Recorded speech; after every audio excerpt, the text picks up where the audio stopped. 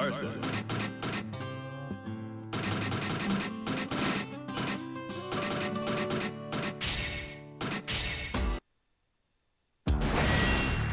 who dares to enter the maze versus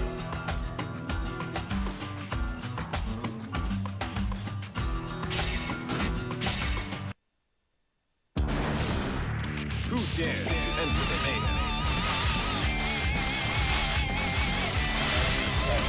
On. This microphone's on. That mouse doesn't work. Game is up. Again.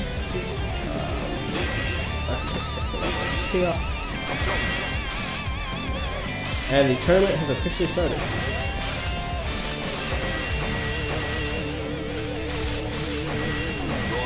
Okay.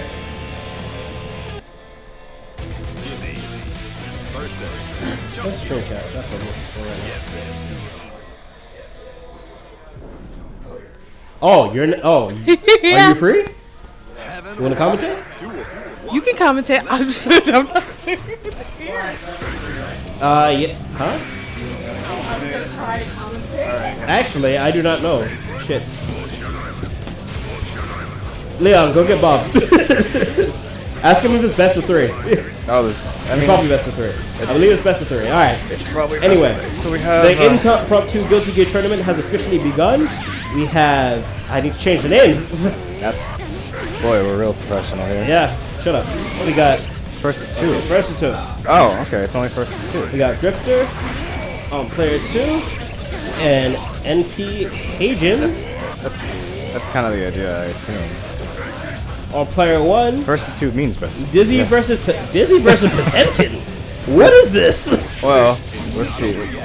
I know very little about Dizzy as of the most recent patch, but she's a really strong character on Oki. She's a very heavy zoner. Honestly, this would be more her matchup than Potemkin, but Potemkin can definitely kill you with getting hit over and over again. Up 3 times to hit that. What is this nonsense right now? His forward heavy slash is one of the highest stun values on a regular normal in this game. So you get hit by that too many times, you're stunned, and that's pretty much your life. Wait, who? Who's heavy slash? Potemkin's. His heavy slash is unreal. It's pretty much up there with like a fully charged May 6P in terms of stun value. Oh, okay. That is lighting the floor on fire. The new, that's the new. Boy, Dizzy's. I forget a lot of Dizzy's move names, but it's a lot slower than it used to be, unfortunately. But she makes good use of it. If she connects it, she'll just dash across the screen, get the most damage out of it, and still get good Oki with it. I'm gonna let you talk about all this. Right? You don't know anything about Dizzy. Nope, nah. I see anime girls with wings and a giant green man. Well, she's got some red fire. And she's some got blue some ice. Yeah, the ice is blue. And he makes earthquakes with his face. Slide head. Oh wait, no, it's with his chest. I'm sorry, with his chest. So it's called slide head. Really, I guess it's because his head hits the ground. No. And he says it. He says slide head.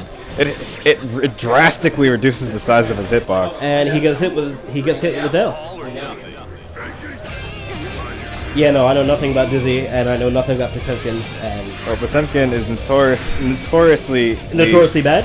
The worst character in the game, quote unquote. Which is sad because wasn't he like one of the best in other Guilty Gear games? In Accent Core, I want to say Plus, and in Plus R, he was pretty. We got too strong. many people in here. Some of y'all need to leave. Okay, I'm sorry, unfortunately. He was definitely one of the strongest characters for a good while. Yeah, he was A tier for a while, right? Potemkin could make you like absolutely regret any bad decision you made. Honestly, in this game he can too, but he has to work quite a bit harder. Well, I don't own Dizzy, so I've never seen her in action at all until today. I've played against very few Dizzies online. She was real popular week 1. Then people realized that she was pretty hard to play, so she fell off. Yeah, I can see that. Whenever the waifus come out, people gravitate towards them pretty quickly. I mean, apart from Ino really isn't waifu status.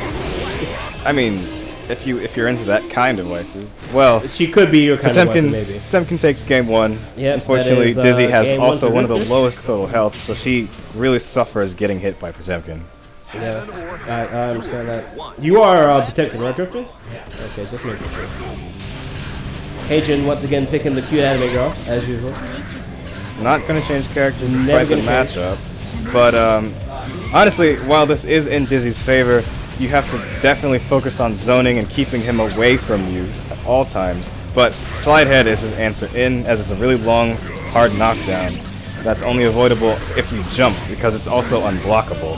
Yeah, but slide head doesn't actually do any damage, does it? It does no damage, but it does give him Oki potentially from full yeah, screen. but if you're literally across the screen, he'll knock you down.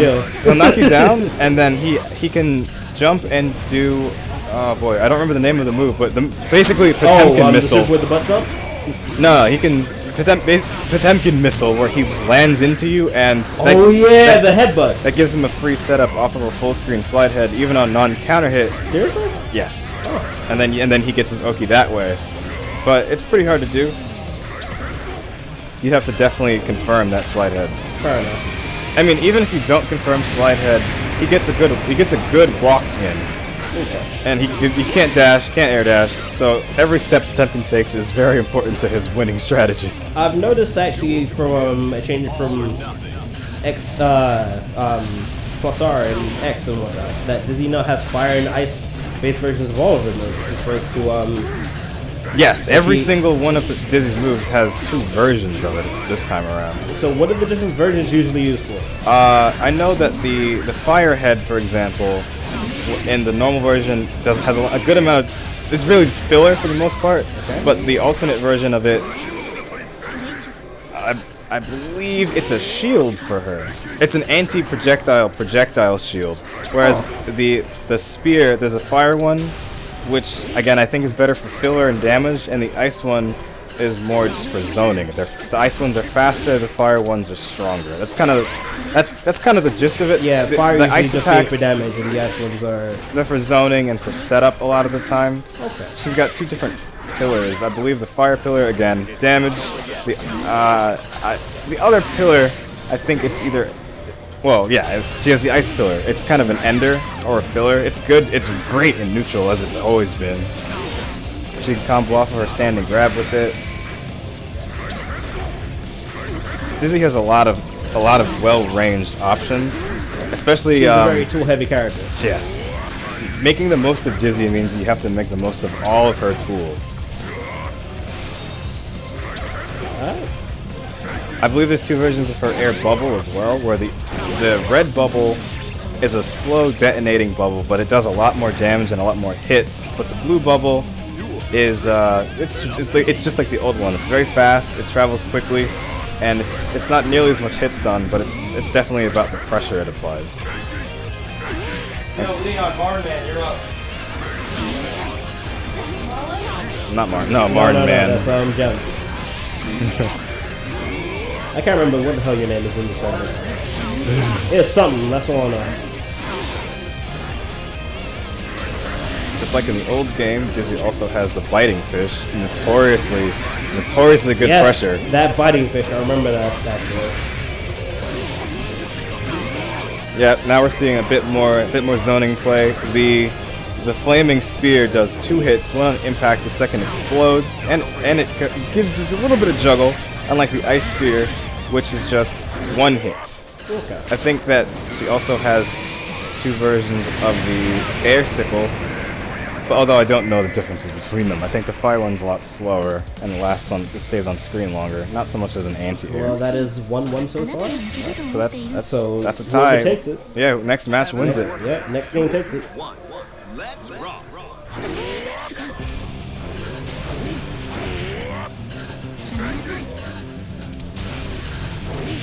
Both of these guys are actually surprisingly into it, focused on everybody. Yeah, this is definitely like a slugfest happening here.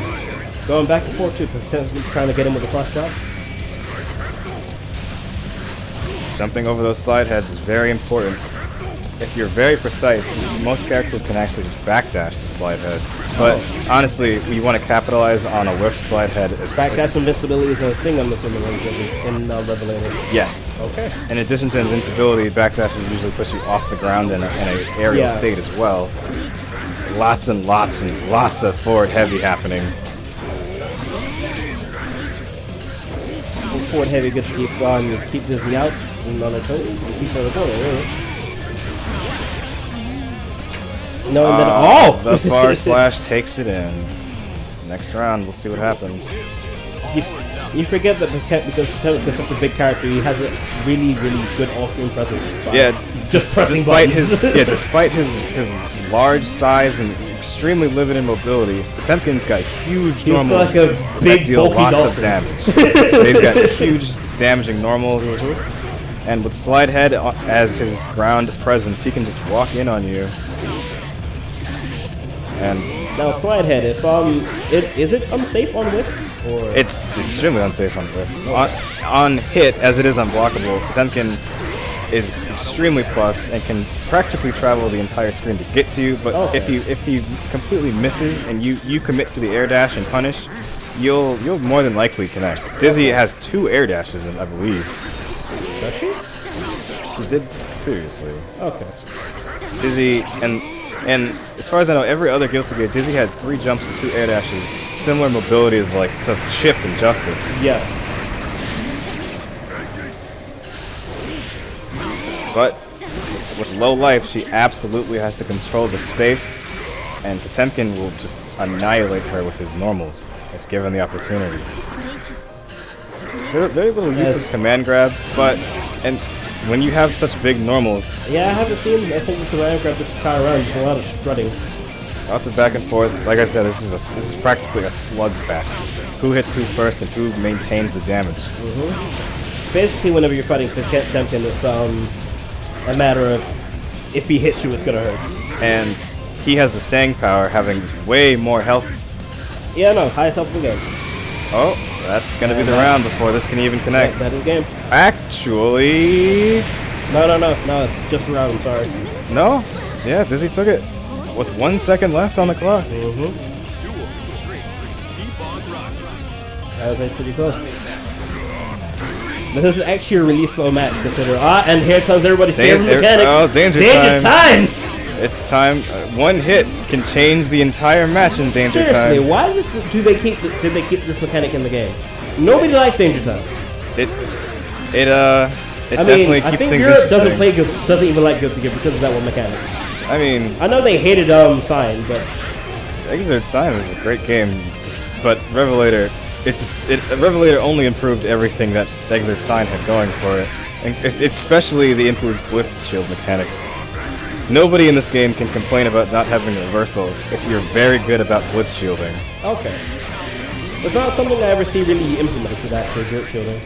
I know it's there, It's but certainly difficult to utilize, but Blitz Shield is one of the best defensive options in this game when used in the right circumstance. But obviously everybody should be going for the greatest mechanic, which is danger time.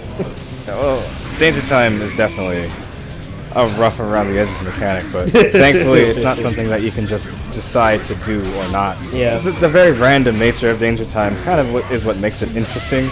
It turns any potential clash into a scramble. It was Hari's baby, danger time.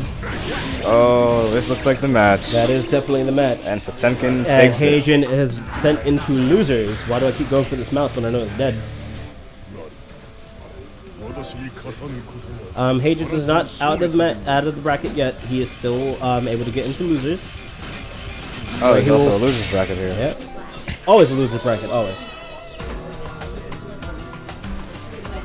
So it's, You're arguing technicalities here, officially. so let's see. Let's see. How do we decide who's next on stream as well?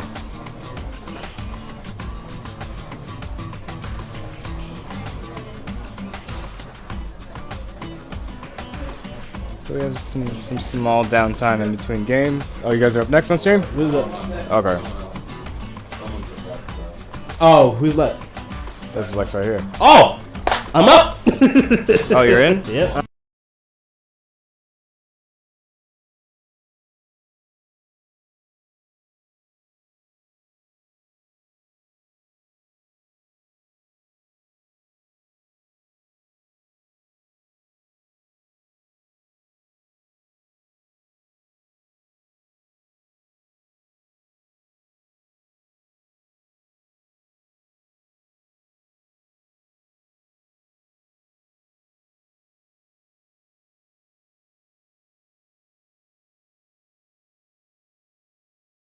in just a moment. Yep. Once Tower gets the shit together. All right. Let's just reset these counters. The PlayStation user mix-up. Yep. Here we go. Dude, it's insane. Player 1 is on Kareem, and player 2, I believe, is on Guest.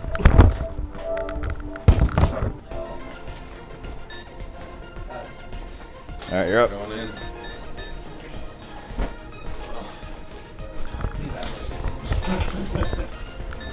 Hello? Is this on? I assume it is because I've been Alright, talking cool. this I entire can't time. hear myself, so this is great. Oh yeah, I see our. I see our. Do you want to go outside and check actually? Do you see our voices being picked up? Is this on? Yeah, it should be. It's on. All right. I don't know. I'm so used to hearing myself. Kenny, you're up. Oh boy, I guess it's great. only me. Alright, bye. Abandon me like that, Kenny? This is not Street Fighter 5. No, it's not. This is certainly not Street Fighter 5. Was this here? Street Fighter 5. I don't know. Oh, There's- it doesn't show the game on top Okay. anyway. I wouldn't worry about it. Oh, all right. I guess that doesn't matter. Alright, see you there, Marlon. All right. Was it on? Yeah, It's all you. All right. Look, Spencer's coming, and Spencer knows what he's talking about more than I do. All right. Spencer's also gonna be on commentary. All right. You're up. Where is our headset? All right. So we have Lex.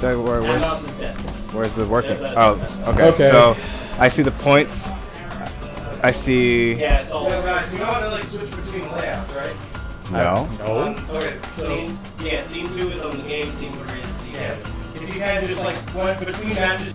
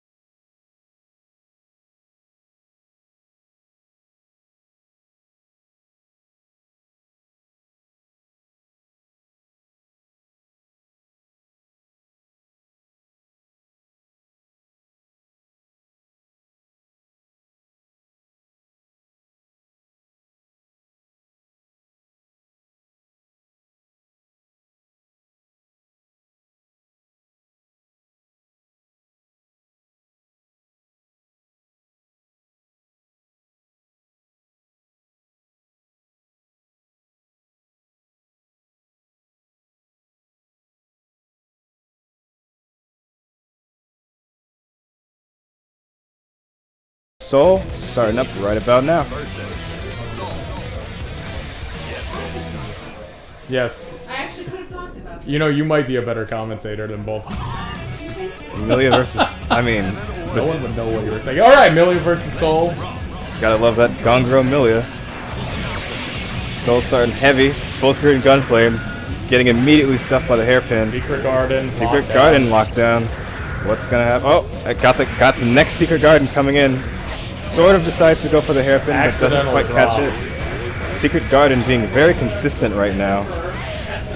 Oh, good toss. Oh. Wow, everybody on On the commentary. screen?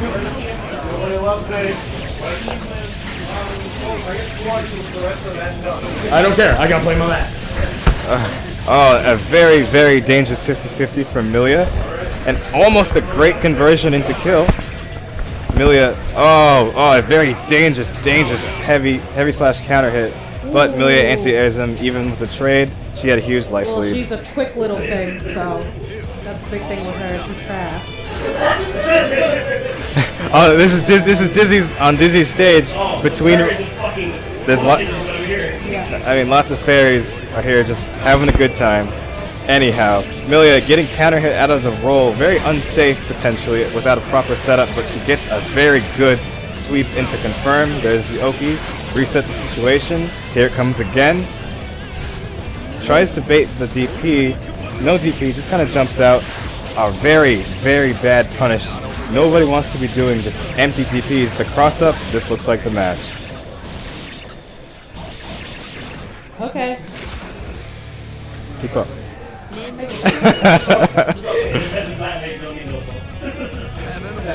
Game 2. Game 2.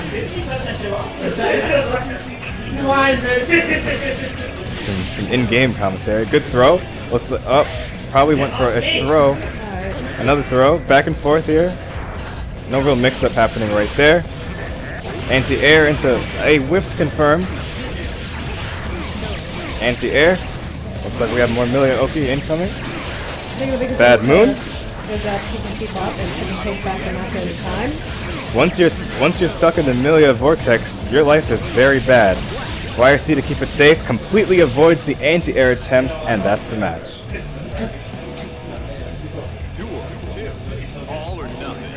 Milia, despite some of her nerfs, even to her overhead, is very strong. Volcanic Viper's out. Doesn't want to deal with the Oki, but out of range, Volcanic Viper. There's the knockdown. Gets caught low this time. Drops the finish, but takes it to get the knockdown again. Oh, fakes the jump. Goes for the dust. Nothing after the forward heavy. Oh, Tyrant Rave. Tyrant Rave, a very, very rough miss. Sweeps. Milia's sweep is very safe, pushes her back a good distance. And the dust, that's the match. Milia takes game 1 and game 2. That's the entire set.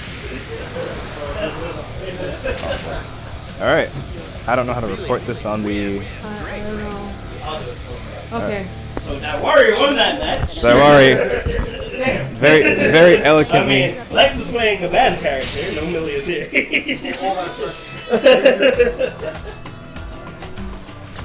Because, you know, black people need to be pressed, so they can't. I'm not sure who's next on stream. You're gonna have to... We'll get that in a minute. Probably. It might be. You can play it. No? I got to buy because we have an even number of players. You guys were updating the scores and all. Yeah. Oh, okay. To be fair, I mean... Shown for future. I mean, to be fair, if you didn't see that Soul died, I was more so 4 times, focusing. I mean, I was tell you. I was sort of focusing on commentary. Okay. Sorry, buddy. You're gonna have your match with Chaotic Tempo. On stream or off stream? Oh, alright.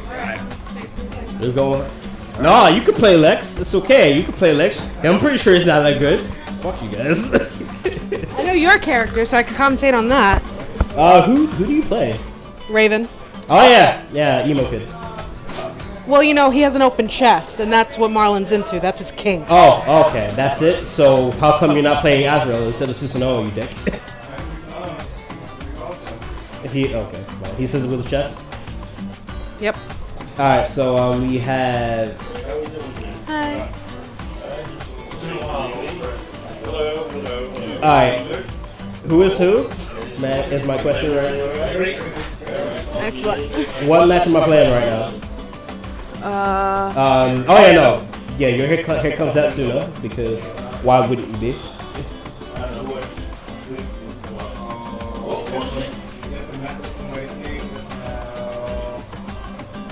Did you fuck up a match?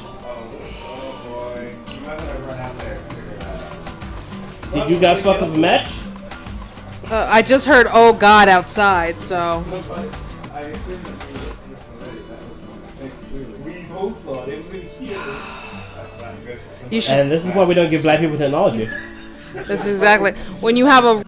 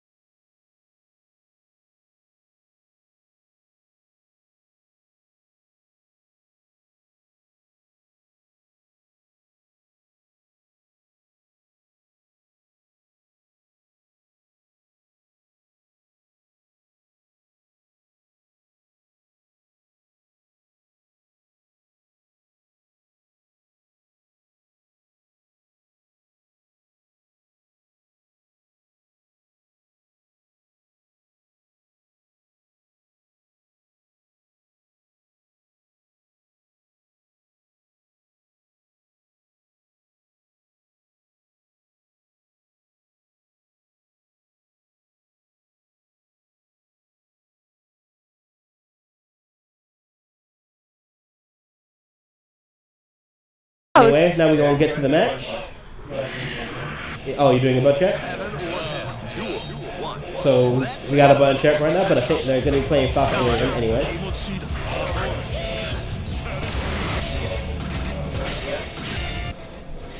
You know, I don't play a lot of Guilty Gear. Oh shit, I gotta move counters over there. Because your name is kind of cut off. Yeah, it's a little too long. That's alright. Can I shorten that to Here Comes Suna just so it all fits? So I'm gonna do that. I apologize. Or Datsuna. Oh, okay.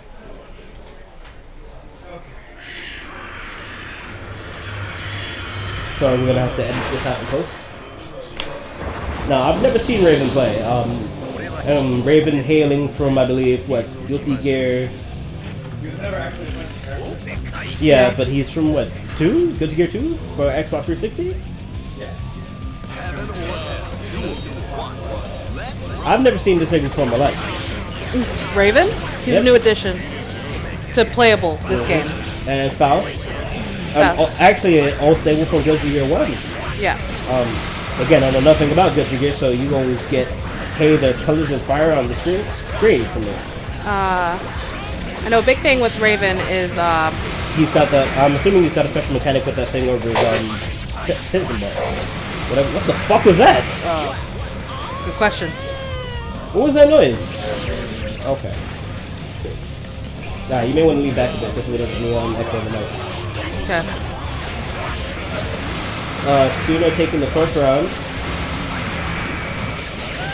Try to remember what fuck Ocean is. I think it's wake up pressure?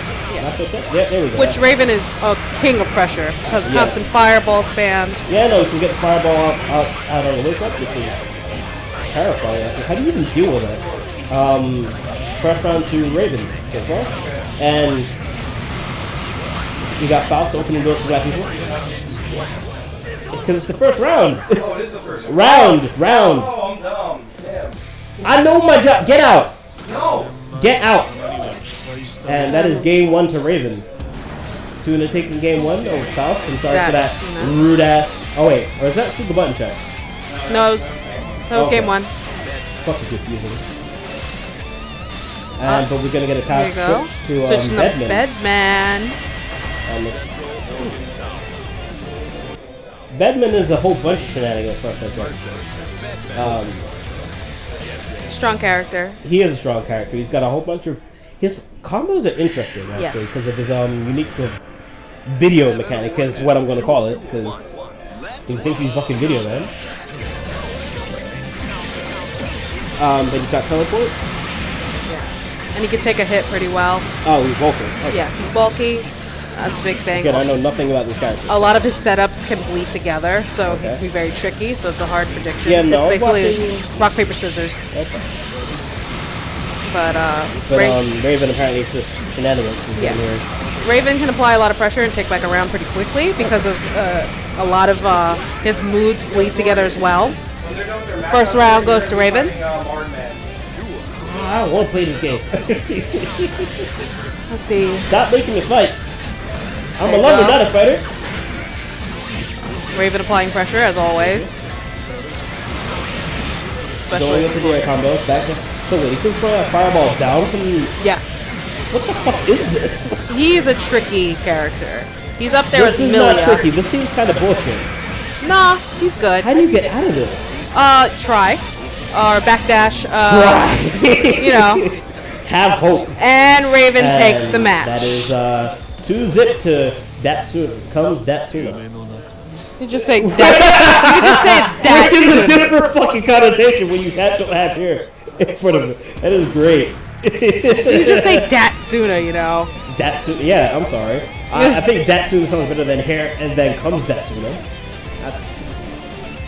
That implies premature ejaculation. As far as I'm concerned. I'll make fun of you for it. But Suna goes on to face Loki whenever that happens. Unfortunately, I don't know. All I know is I'm fucking off. Apparently, I gotta go get my outfit again. Go find out. Yeah, find out who's up next, and then I'll go out. Apparently, in losers bracket, we got MP Marin, and Daiwari, and whoever wins that match gets to fight Chaotic Temple, the loser of this last match. We are also still waiting on Cafeteria Fresh. Let me check the chat actually. Cafeteria Fresh. I don't know who the fuck comes up with these names.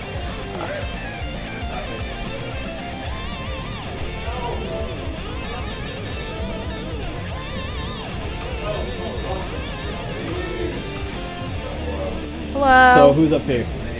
He plays Bedman. I know that. So back kid. You wanna I come don't here? even remember seeing you in the bracket. Where the fuck did you come from? Because I'm in as Bedman. This isn't fair. Bedkit? Who the fuck is Bedkit? This is a losers.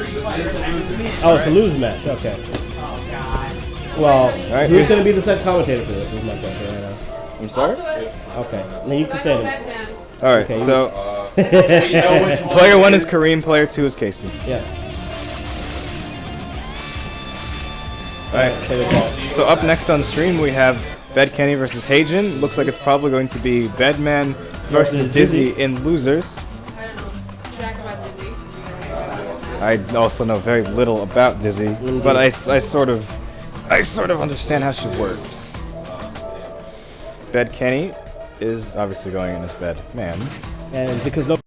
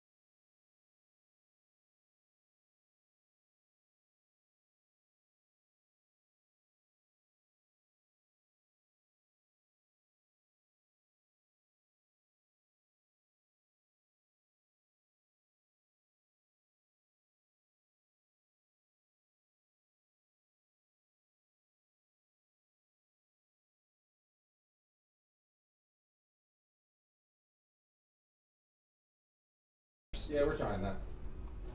First of all, alright. Yeah. I'm a fucking moron, apparently. I thought you were gonna say a big kid now. Yeah, you can't skip. I'm a big kid now, but that's besides the point. One problem with the game, you can't skip it for like 20 seconds. Alright, let's see what's it's weird. It normally Alright, comes so- up like legacy controller connected. I mean, I'm not sure. That's alright. Fertile. My bag is over there. I have another stick in there. Can I get that one? This bag right here? Yeah. That is a beautiful bag, sir. That is a beautiful bag. I think I need to get one of them. Yeah, then the zipper. There's also PS4 in there. Thanks. Was there supposed to be some sort of update? No, I don't need any of that. Just the stick. There you go, honey. So wait, why do you want to use your ADOC so the 'Cause I hate this stick. Really? Yeah. I hate all the buttons. The stick sucks itself. That's why I want to swap out everything. Isn't it all sound though? Or do you just not like sound parts? The basic buttons on it are really I guess what is it, sensitive? They're not sensitive, but over Better, They're but like super sensitive. Alright, we have to play. I know. Give me a minute. I'm waiting for this to be So, set up like, first. I'm not even like touching the button and it's like, oh, you hit punch, right? I'm like, no. Alright, I'll just DQ him, it's okay. We like you. I fucking dare you. There you go. That's right, we're gonna take it directly, but you can't get Unfortunately, it. yeah, Sorry, you're this just not gonna win is- anyway, don't worry. Roman. That's pretty messed up, right? All right. So we good? So wait, is Torian being We can't get the GQ? blizzard. Yeah, Tori, let's go over there. Yeah. No, I gotta go over there. Is everything okay? Who's play? You guys are player 1 and player 2, right? All right. So nothing needs to stick. So who's on commentary right now? Alright, and you know how to update and whatnot. Okay, so yeah, no, if you up, just remember to save after you update. Dizzy versus Dizzy. Get ready to rock. Wait, don't start the match yet. Pass the stick. Alright. Dizzy Mirror. Or hell. Last minute stick passing. Oh boy, I don't know how to say this. Yeah, we've got Gothic Lolita Dizzy versus probably not My Little Pony. Whatever the anime was with the magical girls, but it's very dark. Madoka. We have Madoka Dizzy versus Gothic Lolita Dizzy. That's what I'm getting from this. Some Dizzy B&Bs. Set up the Oki.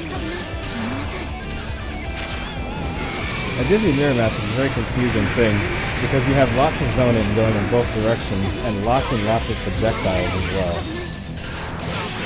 Ooh, almost a very good air combo right there.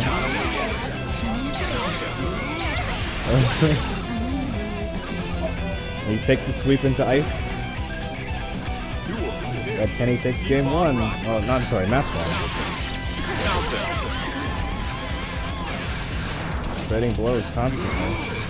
Bite fish is not nearly as good as it used to be, it looks like. Much slower, and only bites 2 times. Speed is trading. Blocks the dust. Sweep into ice, a very basic but very important Dizzy mix-up. And confirm. Hits the fish. That's the shield. Uses the shield fish. Gets the grab though. Grab into ice. Keeping it simple. Fire laser. Oh, goes for the tail hit, but a bit too slow. Keeping the ice, keeping it consistent. And Bed Kenny takes game 1.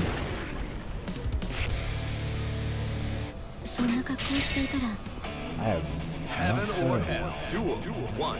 I don't want to press reset. Oh boy. Oh, there we go. There.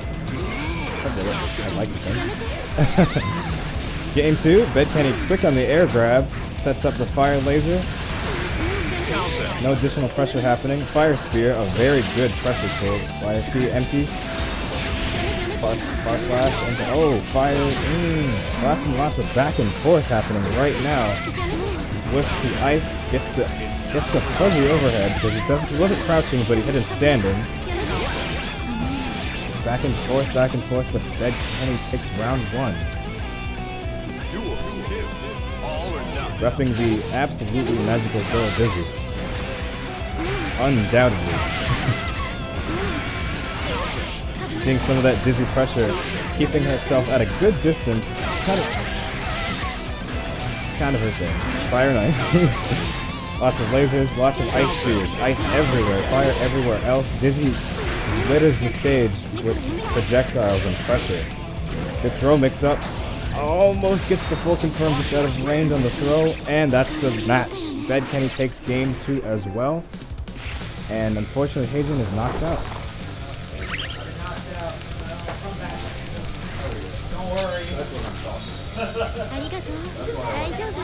Dizzy win straight.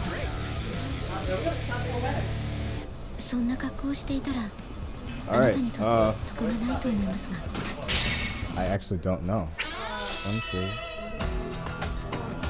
No, we're waiting on Leon and Drifter and Rotor Blitz. I'm not sure what's happening here, actually. Oh.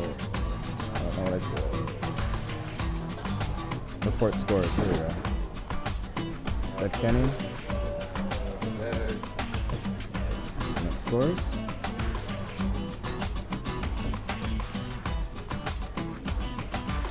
I was very upset missing that confirm on I'm very sorry. Alright, we're just waiting and see who's up next on stream. I'm going to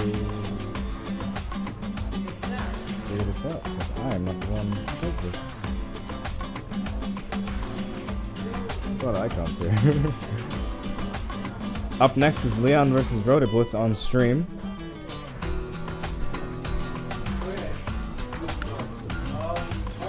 Yeah. We're gonna have Casey and Rotor Blitz and Leon. Yep. Yeah, I overheard you. I'm having some trouble here. Oh, here we go. I couldn't find anything. As we are in between matches, I'd like to give a quick shout out. There's no sound. There's no sound. That's really weird. I don't know how to. I don't want to mess with the settings.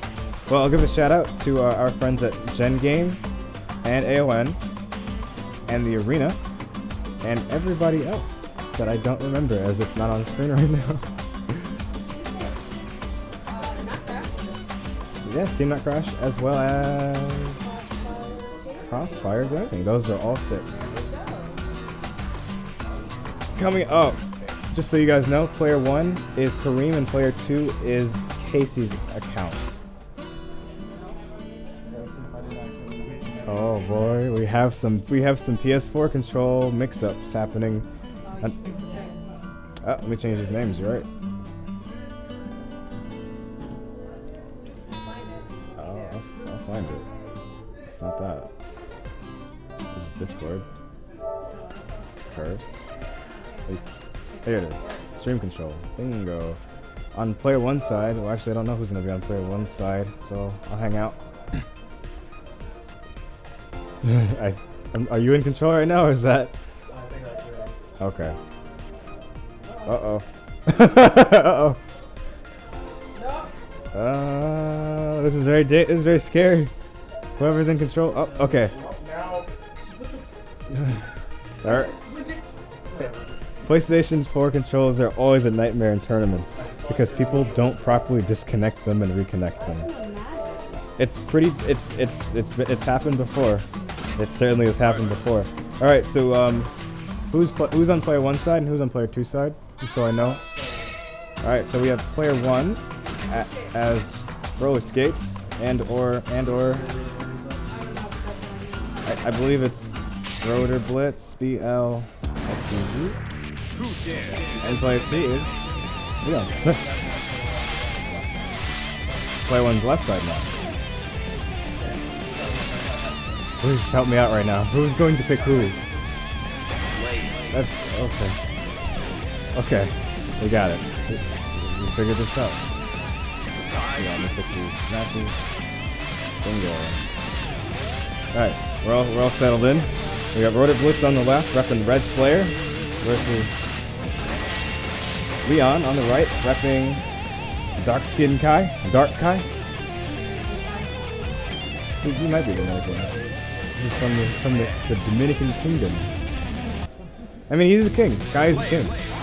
Canonically, Kai is the king. And yes. Kai is married to Dizzy. Yes. Dizzy is also the longtime queen of... I actually don't remember the name of Kai's kingdom. But right now, game 1 is beginning between Rotor Blitz and Leon. Slayer is a very interesting character in that he's often regarded as not very good, but don't let him hit you, he certainly hurts. Is this a, oh, I'm sorry, this is a button check. Right now we're just figuring things out. Got Dizzy Steam blasting in the back. She updated all, she's very operatic compared to how it used to be. Who dares to Alright, now we're actually beginning game 1. Rotor Blitz versus Leon. Still maintaining the Crimson Red Slayer, but looks like we got a mix up on Dominican Kai. Now we're just blue. Sometimes simplicity is the best. Yeah, this is the true main character battle. We've got red versus blue, like in every other anime game.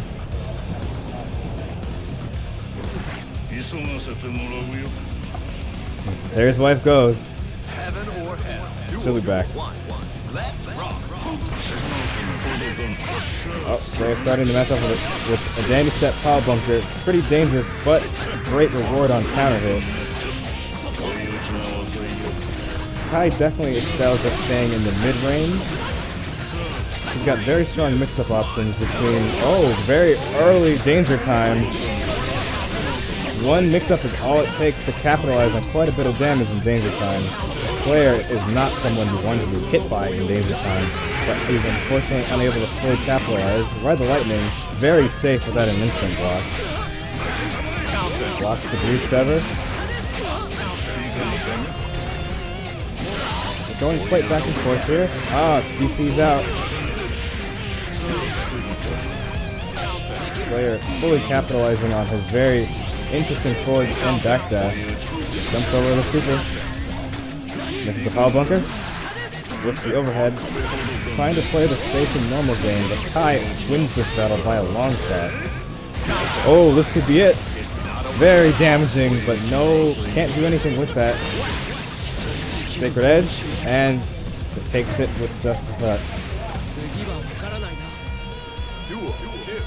Turn up the heat. Yeah, round 1 goes Leon.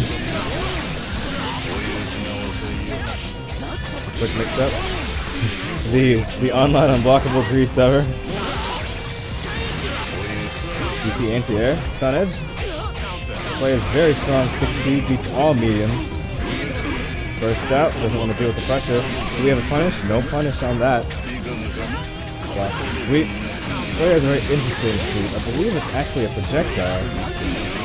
And it not only does it reach as far as that giant bat goes, but oh, there's no punish though. It's super's too quick and too safe. Gets the punish on the I don't remember the super. That's alright. Oh, that's a hard punish, and that's the game. Leon takes game 1. Do we have a rematch? Okay. Mutual agreement on the rematch. There goes Sharon. Goodbye, Sharon. Ooh, immediately starting the game with a Greed Sever, but he blocks it but doesn't get the punish. A bit too far. Greed Sever can be very hard to punish even when you block it. Closing out his pressure, but immediately into another Greed Sever. Greed Sever is just one of those specials that you can just throw out. It does lots of damage, gives you a very good damage opportunity. It's an overhead and it's quite hard to punish.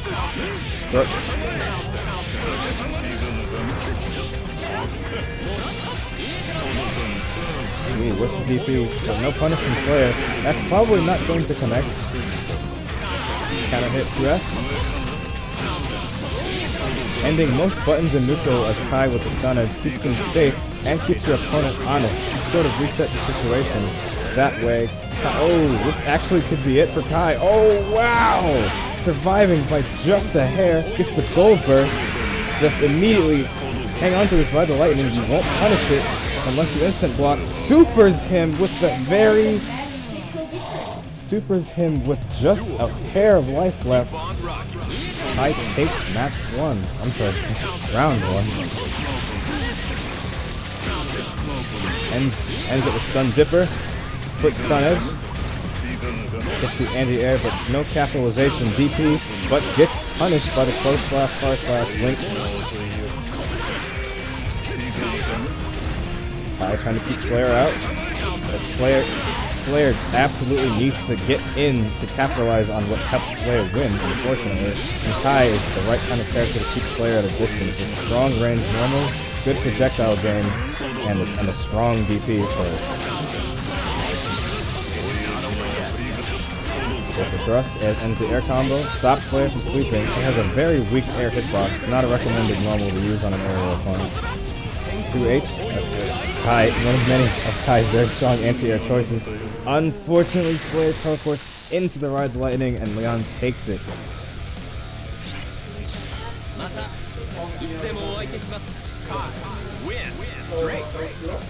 Leon 2-0. 組織の長には責任が待ちなさいまだ話が私は勝ったのだ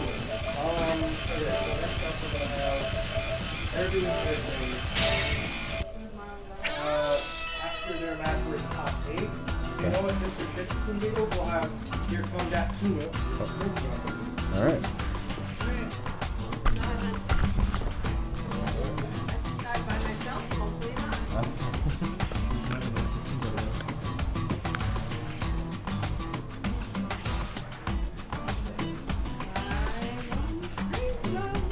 The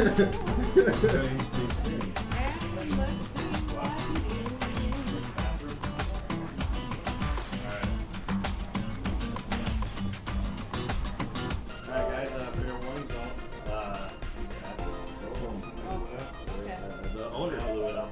Oh, 35, 45 minutes. He said 5. So I think he did it a big one. Yeah, they don't know. Oh, yeah, dude.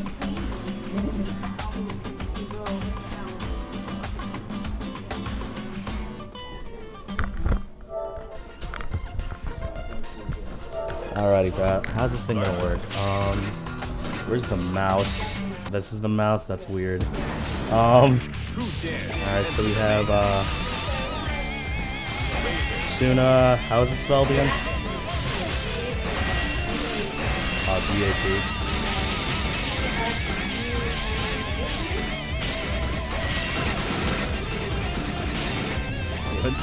It's right there. The mouse is right there. So Milky. Is there space also? Okay. Reset that.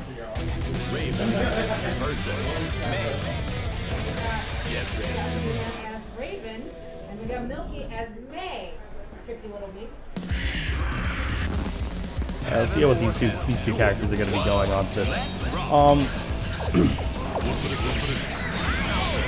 So Raven just going straight in, and Milky just not afraid to go for the first. The dolphin coming in to save the day, and all right. So what I can see Suna doing essentially to keep away is he's doing some basic fundamental stuff here. Just waiting to throw out a very unsafe option and just punishing with like a throw or a jab into a like combo.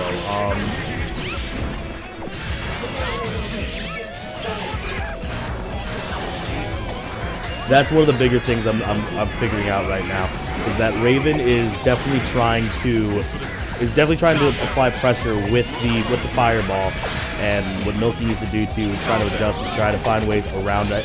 I'm not sure if the Dolphin is very good against the counter fireball game, but I think the startup is just too big and so easy for just Raven to just stuff. All right, in the corner now, trying to pressure it coming in.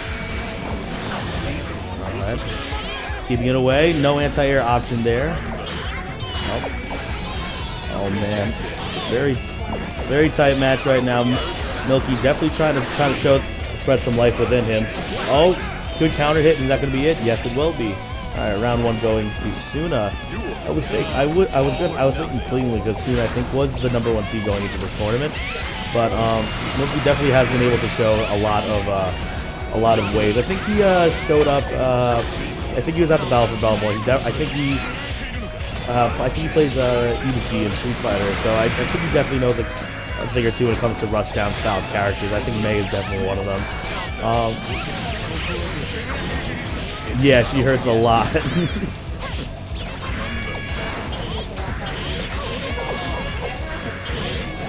And I think I think her smaller, also again the smaller the character, smaller hitboxes. Coming from a guy who plays Marvel, it's a smaller characters. It will mess up your combos, especially you have. That's why I feel when you practice in that's gonna be it, and that's a very clean game round 2 there. Actually, the download is definitely starting right now. But back to what I was saying, yeah. When you practice combos, I feel that you need to go towards the middle as opposed to just anywhere on the hitbox. Really? Okay. Guilty Gear is a very interesting game. It's a lot different from the games that I play, coming from the Marvel and Street Fighter V standpoint.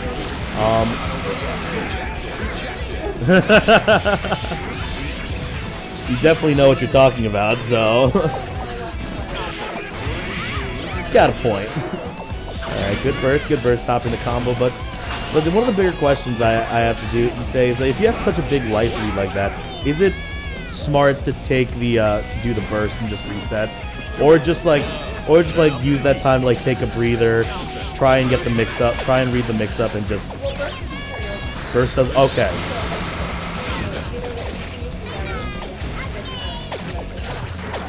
Okay. All right, because I know the tension meter does not go back to it resets at each round, which personally something I do like in Blaze Blue, your Blaze Blues, your Guilty Gears. Because I don't because like yes, it adds the mind game of do I want to spend the meter to finish off the opponent, but at the same time I like the neutral start at the beginning. Yeah.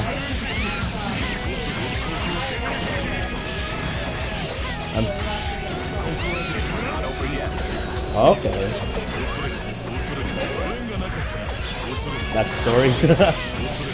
Oh, masochist. Okay. Okay. Oh, okay.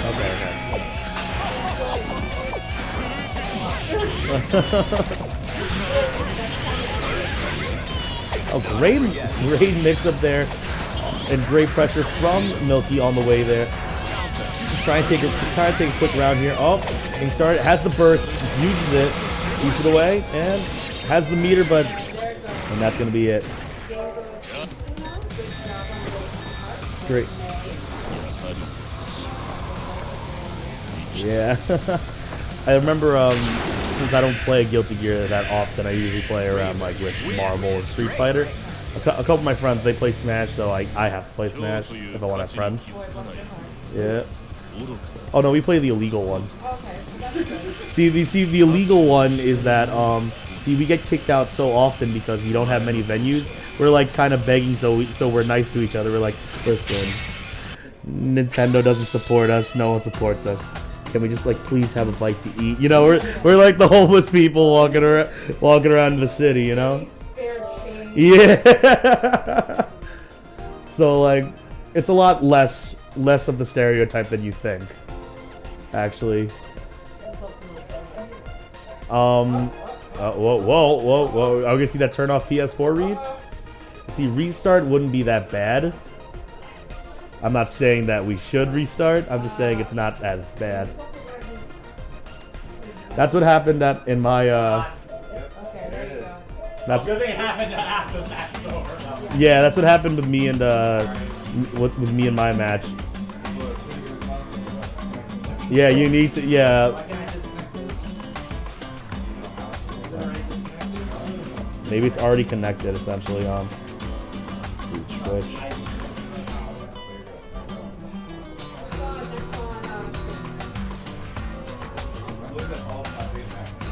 Yeah, so we're gonna have Classy Sasquatch versus Lex. It looks like it. You have to remember, you have to do this. Gotta put Classy Sasquatch. Whoop, not bad. Wow.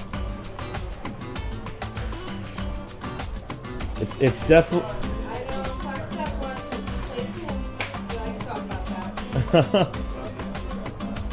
Classy Sasquatch. Scoreboard. Yeah. No, it's not. No problem. Scoreboard. There we go. And so.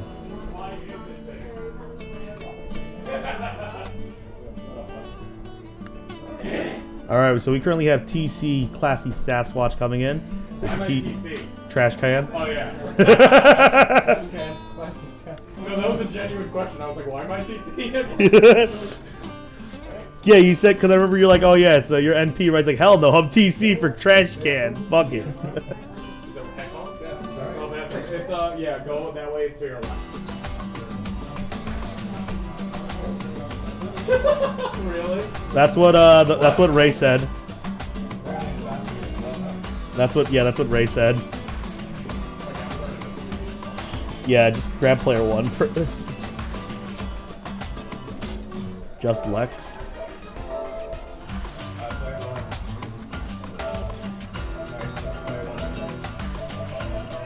But who really wants to be Kareem?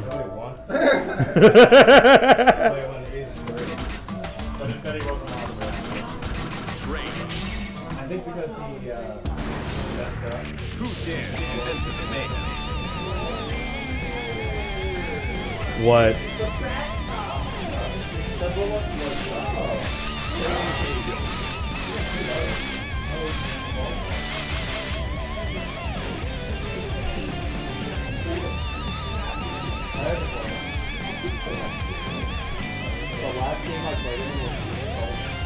Oh shit. Oh god. Shoutouts to Yu Narukami and Akihiko Sanada, because those are the only two characters I know from Persona 4 Arena. All I know is that like back in college, I would play, and there's this one guy who like didn't want anyone else to play, and then like when he wasn't looking, I plugged my controller. He's like, oh, I guess he could play, and I just picked Akihiko because I saw Maximilian play him. I just removed the TC. I just removed the TC. He's entered as classy Sasquatch, so it's not really a big deal.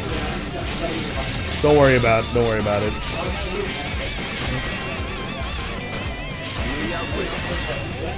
Quick button switch, Milia, Boom. Very first two. Remember the winner of this. Crap, we don't have a pot bonus for this.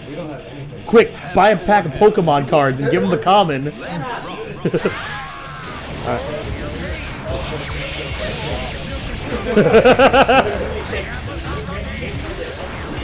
Alright, so we have Coom. We have Coom. Oh man, this go.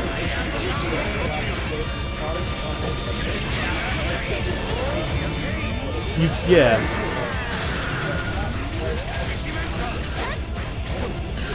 The DP is the Tatsu, which kinda, as a Shoto player, what in the world? Just giving him the clap.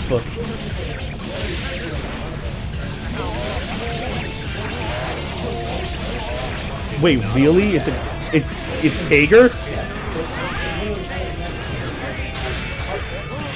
It looked, yeah, that's what I thought it was. I thought it was originally a grab actually when I was playing casual with Sasquatch going into this. Oh my goodness. Here comes the pressure. Where are you going to block in?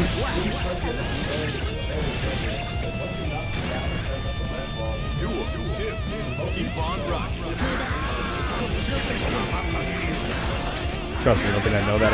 I went like 5 or 6 rounds against this. I'm like, oh, Spencer, teach me Guilty Gear. He's like, oh, okay. So he picked Coom and, and that happened.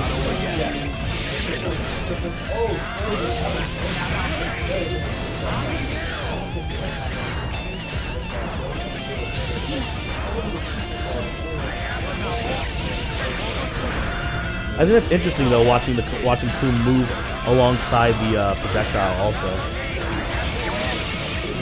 It really is, because blocking must be extremely odd, and so you just have to pray. Oh, here it comes.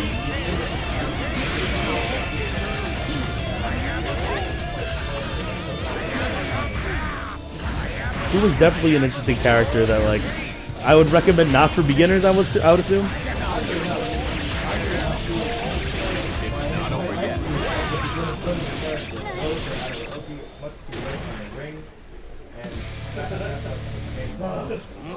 Thanks, Daisuke. Thanks. Heaven or hell. Duel 1. Let's roll. Oh yeah. And this character is all about pressuring to make sure you don't even go for those 50-50 mix-ups.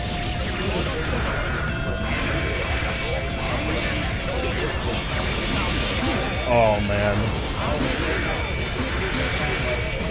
What in the world? Jesus!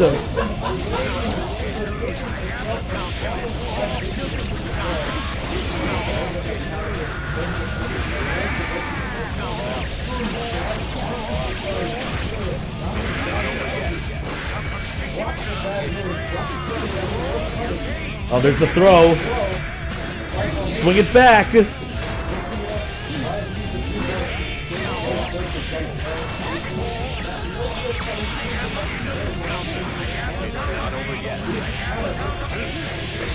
Oh, off the wall! That's going to be a kill. Great confirm from Sasquatch going into this.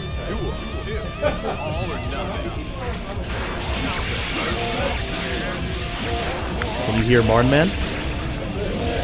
That's Astorium. Oh my gosh. Shoutouts to people muting microphones and not telling them. Alright, so now I'm well dressed and currently joined with Datsuna with the microphone on. Oh, throws Milia quickly out of the Oki.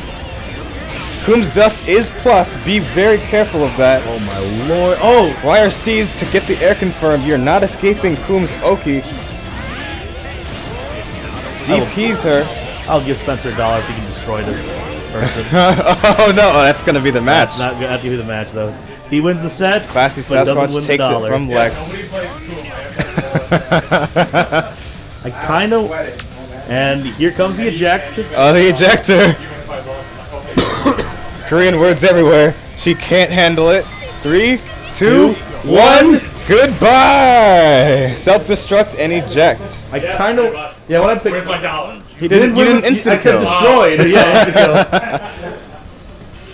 You know that I am currently 0 for 2 for those types of things. I was at a Project M tournament, and basically with Ike, his down talk, he throws a sword at the ground, it spikes. It kills and so you can kill someone with the throw. It's so funny. Just like the Luigi taunt. Yeah, where you can spike yeah. them on a ledge. That's so what happened was that someone was just picking up Ike, and he faced like another guy who's a lot better than him. Yep. And he also knew how to play Ike. So he played his secondary, then he played Ike. So on commentary, I just take the headset off and I just scream, "Yo, Gallo, I'll give you $1 if you kill him with the taunt." Oh, and he went for it. He still won the set. Oh gosh. And at the end, he missed it. And at the end of the set, I just said, he wins the set, but he sadly doesn't win that $1. Sometimes it's all about the glory. When you see him like walking off, you see him just like, damn. He will throw rounds just to finish a move. Oh, absolutely. I've lost many. Oh, up next we have Bobby Toast. We have No. In losers, he's known as Dumpsters. Bobby Dumpsters. Bobby Dumpsters. Downgraded from Bobby Toasters. He did not stay in the winner's bracket. Didn't have enough toast. When a toaster does not have enough toast, Hurricane it becomes Sandy a hit. dumpster. Sandy hit, and we TNC. What's TNC stand for? Out of curiosity. Switch over to the camera view. I don't know how to do that. Oh, go to scene 3. There we go. Camera view. All right, guys. So while we're oh yeah, I don't know who set this up, but on scene 3, Bob, there's no audio. Wait, what? There's no audio when it's like that, Bob. Why? Just go check the TV and find out. Oh.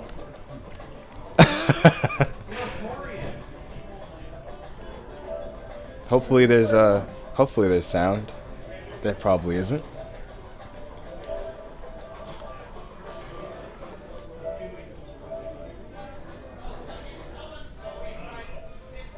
Ah, screw it. I'm going to bring it back to scene 2 for now.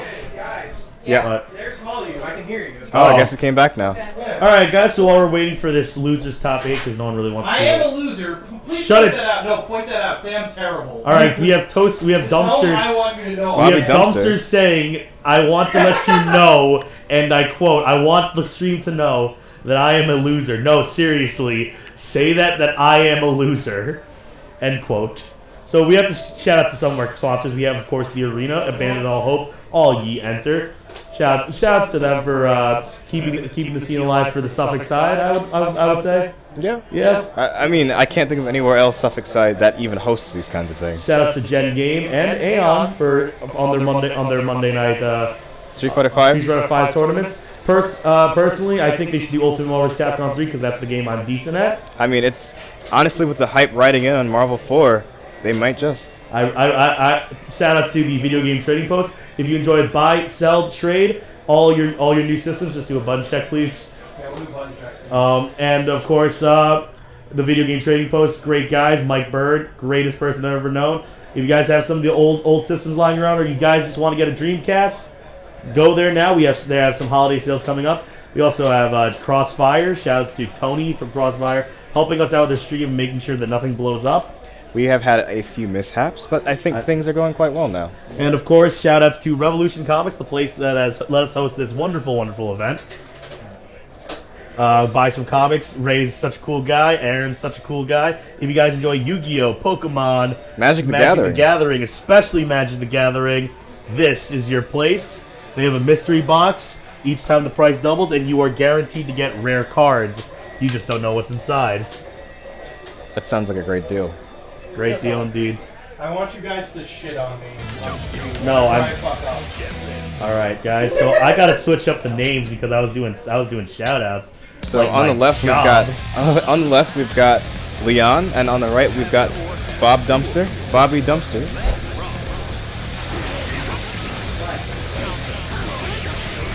Dumpsters with multiple Z's. I think you hit the save. Yes.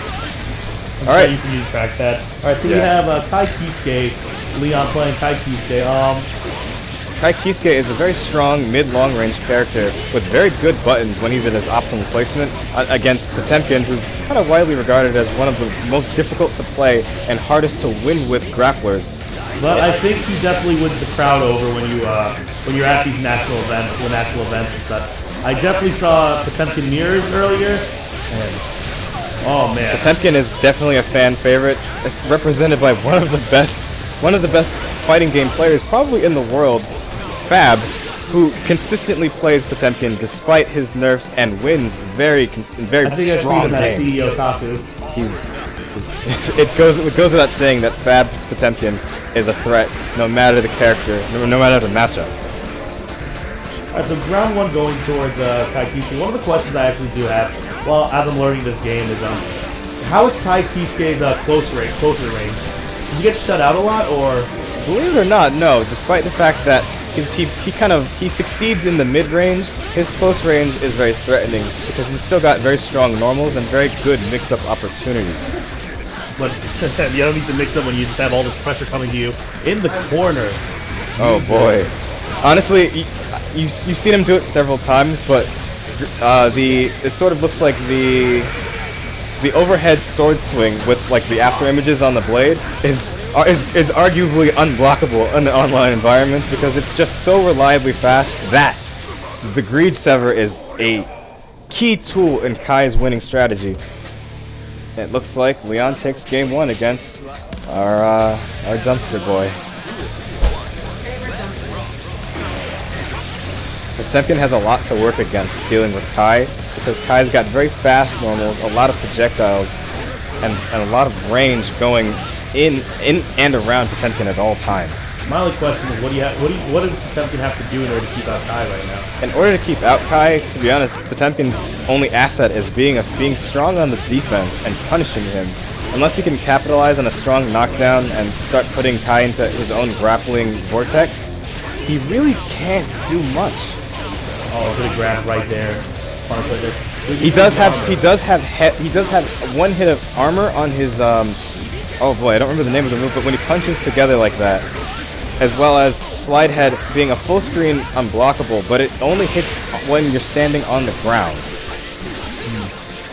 One thing I personally want to see from Dumpsters is air heavily Potemkin buster, but since he is trash.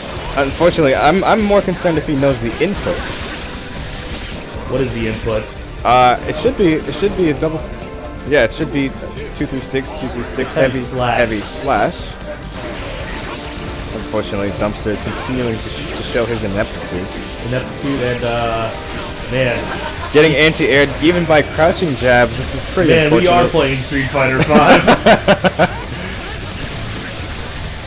Potemkin has no dash and no air dash. Are you serious? Correct. Does he have a backdash at least? He has a very good backdash that should be utilized on Wake Up to punish overly aggressive opponents. Yeah, that's essentially what I'm thinking of this as Tager because I had a friend who did play Tager, so essentially. And in the same place, yes.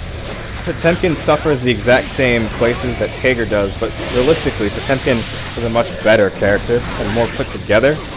Potemkin has a strong anti-air throw and a good ground throw, but it just wasn't enough to deal with Kai.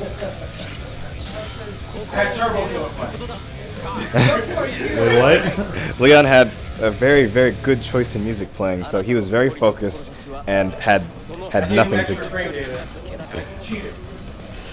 Alright, so it looks like we're gonna have Bed Penny versus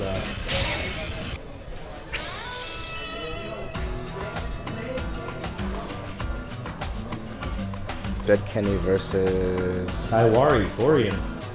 Daiwari. Finishing some early losers finals. Nah, losers round. I'm sorry, just losers. Top 8. Losers top 8. This looks like it's gonna be round 4. Round 3. 3. Really? Yes. So while we're waiting for that, of course, I'd like to let's give a shout out to some of the color commentators we have right now. We currently have me. Follow me at Twitter at welldressedjem. Follow this guy. You don't have to follow me on Twitter. My Twitter is pretty terrible, but if you want to follow me, it's not _Suna. Follow Bad Kenny at I don't even know my Twitter. What the fuck? You don't even know my Twitter. What the fuck? At you know what the worst part is that That actually could probably be my Twitter. That's the worst part of it. I don't tweet much at all, but I think one of the funnier things actually, Kenny, is that there's a good Kenneth. There is. And it makes me laugh every time I remember that. So there's a good Kenneth and a bad Kenneth. Yeah, there's a good Kenneth and a bad Kenny. That's pretty great. It's like there are a lot of questions. Like, what if me and Marn were in the same room and you were to shake hands? You know, like, would the room like implode in on itself? So wait, who's on left? Who's on right? Looks like we have Daiwari on the left as player 1 and Bad Kenny as player 2. I mean, would you prefer to be Bad Kenny and losers? We'll stay with Bad Kenny. Oh, take 3. There you go. Are we doing a button check first, or we're solid?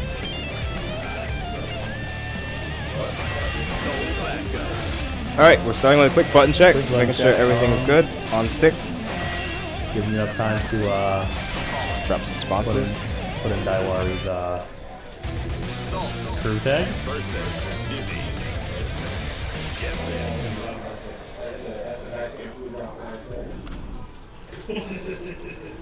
Daisuke is a man full of good taste. Alright, so quick button check happening here. Not much to see. Kawaii app color on Dizzy.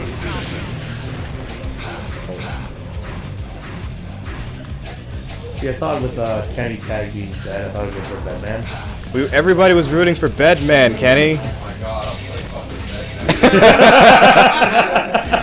fucking We can. I mean, I guess we can just change it to like wings, Kenny, but that just doesn't ring. Mysteriously, we have Kareem. This is his console. If we were playing on my PS4, we could have lots more colors. I mean, well, no, the reason why we had this is because you're too lazy to switch out the Wii consoles for games. Ah. So like we had Street Fighter 5 and Street Fighter 5, Marvel, and then Guilty Gear. That way we can just kind of stick to one console. Yeah. Understandable. I mean, if it doesn't work out for you, you can switch back. You can always switch back. You just had to rep the bed at least it's once. 2 out of 3, by the way, guys. Okay, so in top 8, it's 2 out of 3. Yeah, 2 out of 3. It's only 3 out of 5 during the finals. I see. So winners, losers, grands. All right. So now that we've actually started game 1, Bedman keeping his distance very much against Soul. Bedman is a character that excels at zoning, but don't sleep on him up close, or else he will sleep on you. That was a horrible pun. Yes, yes, it was. It just came to me. I'm sorry. Oh my gosh. Kenny's getting started. Ready to tuck DP straight out. Oh gosh. I swear. How many bed puns can we make before this match is over? Nothing but dad jokes are gonna walk off. Oh no. Soul with the riot stomp.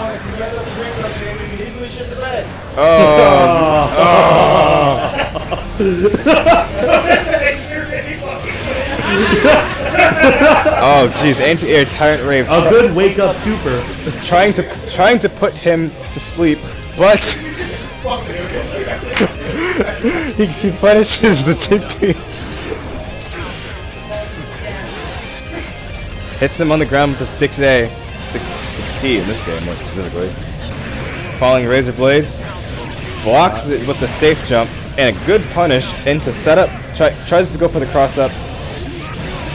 Oh my gosh. Uh-oh, crosses him up with the forward heavy, drops it, but loses the Yoki, unfortunately. The the bed replays don't actually change direction.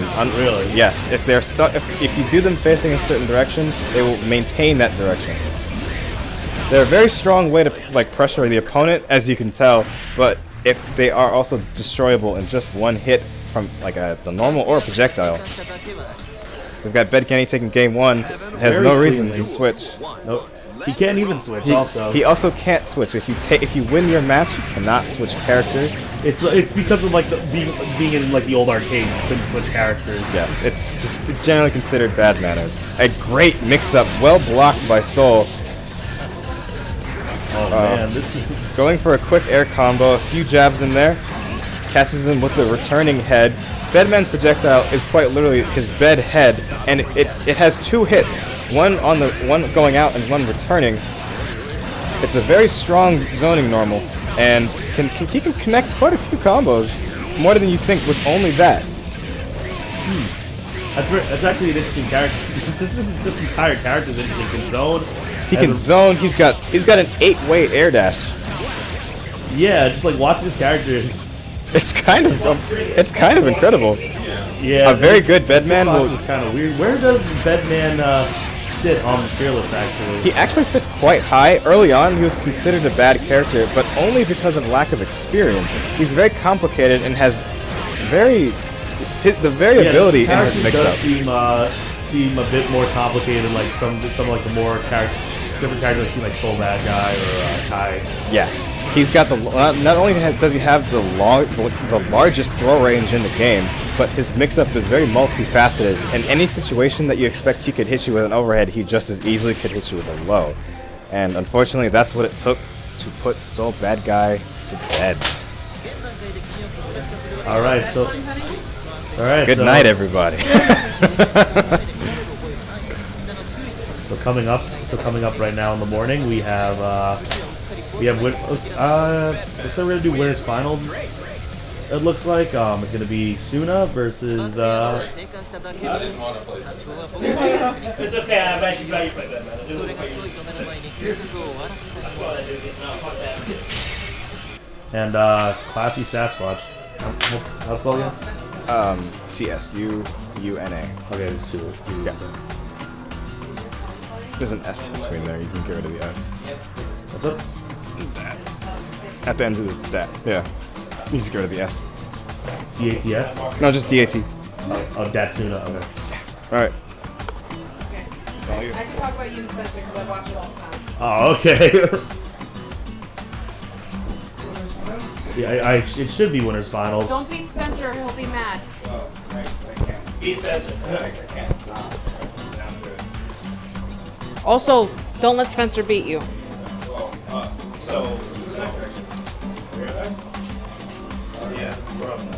Oh, okay. Oh, it's not them. It's not them. Oh yeah. What am I thinking? Shut up. All right. See, this is why So you don't trust me. Leon. It's Leon on player 1, right? Yeah, so we got it on player 1, on player 2. Do you want? Or. Okay. You sure? Okay. If you feel like I'm not saying something, just scream it at me. Oh, Leon plays Kai. I don't know how to put Kai. I know he has a sword. He's got a sword and he has lightning. Alright.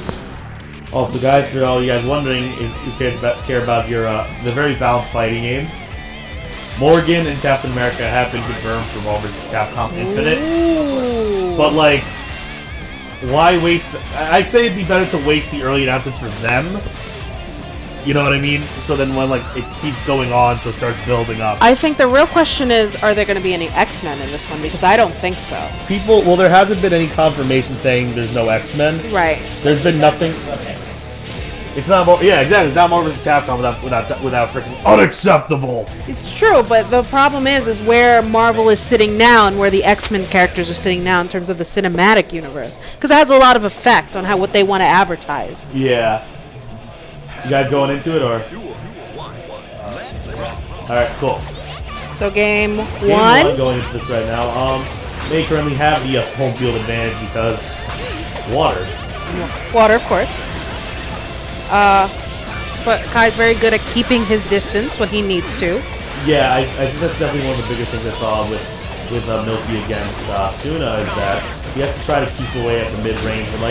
But as stated earlier, is that Suna is that Kai actually can keep away at the mid range distance. Yes. And May kind of needs to essentially do what she's doing right now, keeping it in and Keep it close. Keep it close, just at the short mid range actually. Yes. Around that area to make sure that Kai won't be able to get in and start with those the jumping. I don't know what the name of the move is, the jumping pin wheel, I'll call it. Yes. And the big thing with May is that she needs to maintain. If she starts losing momentum, that becomes a very hard thing to gain back. And round one. Very good for round one. I feel like Leon wasn't able to get started as much, just getting more health off by like stray hits and like 1 or 2 3-hit combos, while Melky was able to. No.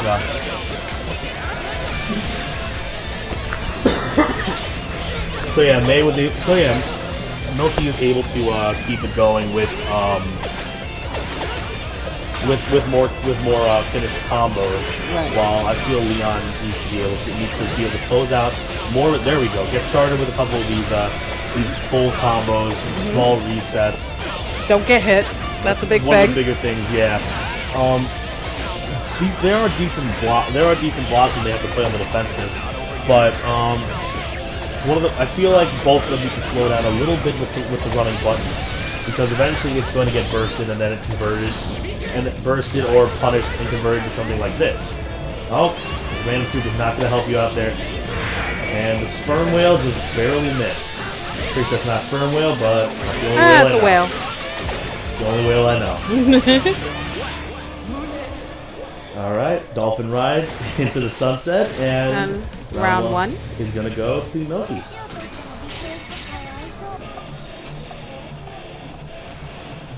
Heaven or hell. Duel 1. Now, let's see some of the adjustments that Leon is going to try to make to take down Milky, possibly bring this back. Currently in the winner's quarters, winner of this gets to go to loser's semis, and but here comes some of that pressure. Some of that pressure in the corner. Milky's getting started.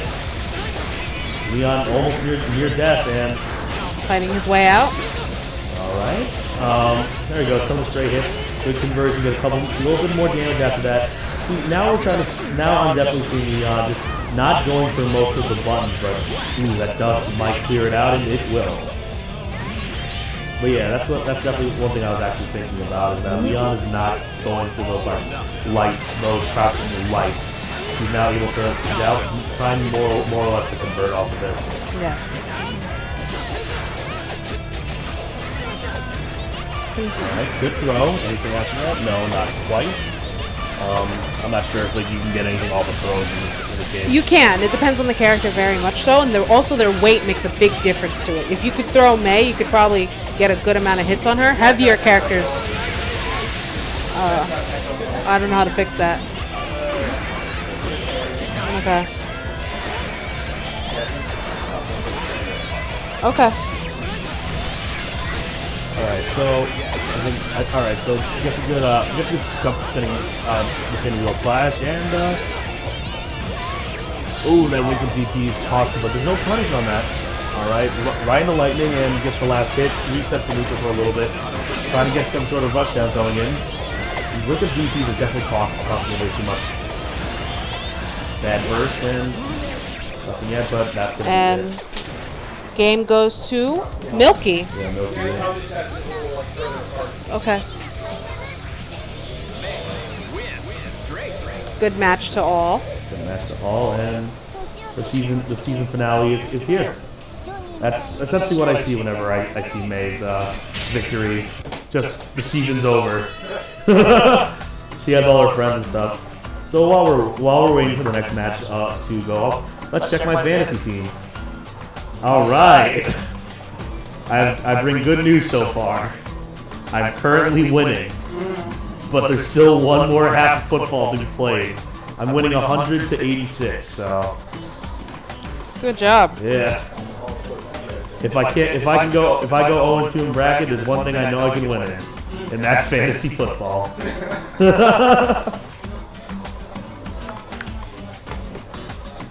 All right, Lex. All right, so we're gonna have Lex versus Bad Kenny actually.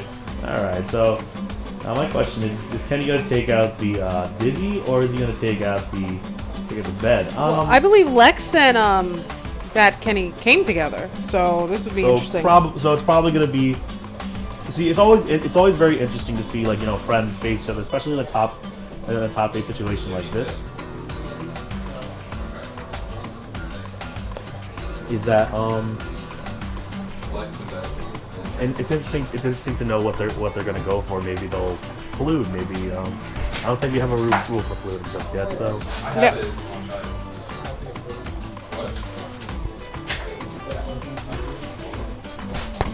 Torian has yet to eat his miso soup. I love miso soup. So does I'm gonna Suna. ask him. Yeah. So Suna loves me soup. Yeah. So. Oh yeah, I know.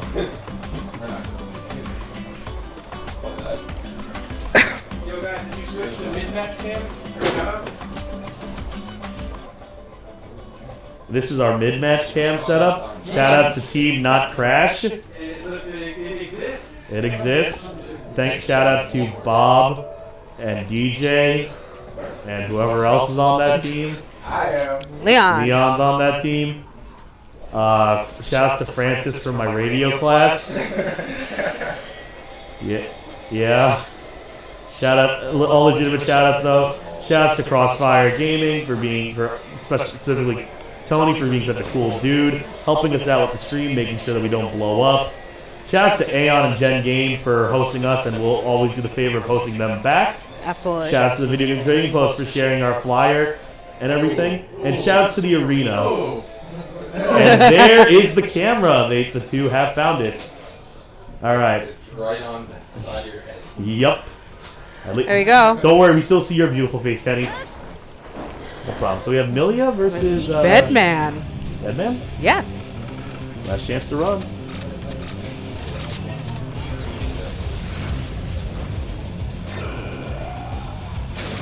So let's see, because Bedman has a lot of tricky mechanics, but Milia has a lot of speed on her side.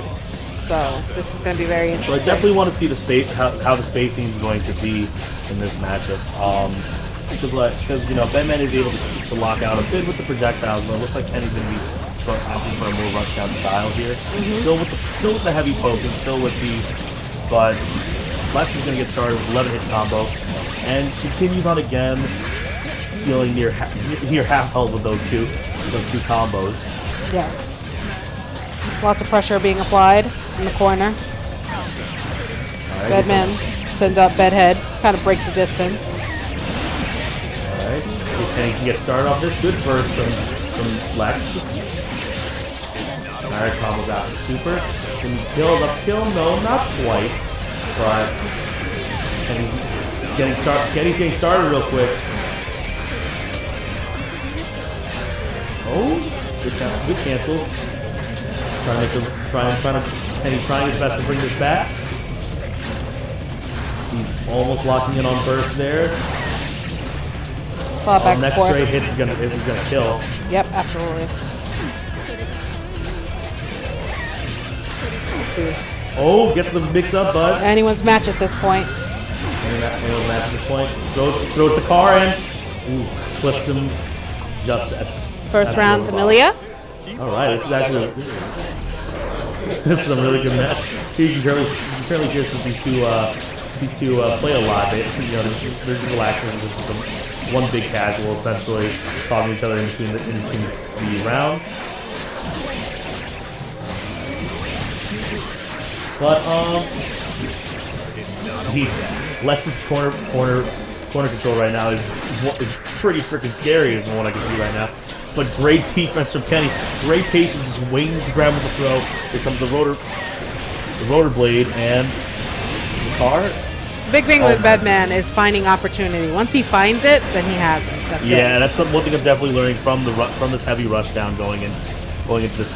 But Kenny's now in the corner, trying to push himself away from it. Just trying to punish the bad option from Lex. And Good hit from there. good throw. Here comes the bomb. Not over yet. Oh. And Bedman takes this round. And Kenny responds with a round of his own. Very close matches between these two. Alrighty. Bedman starts strong, doing his damage. And the download's definitely starting. The download's complete nearly.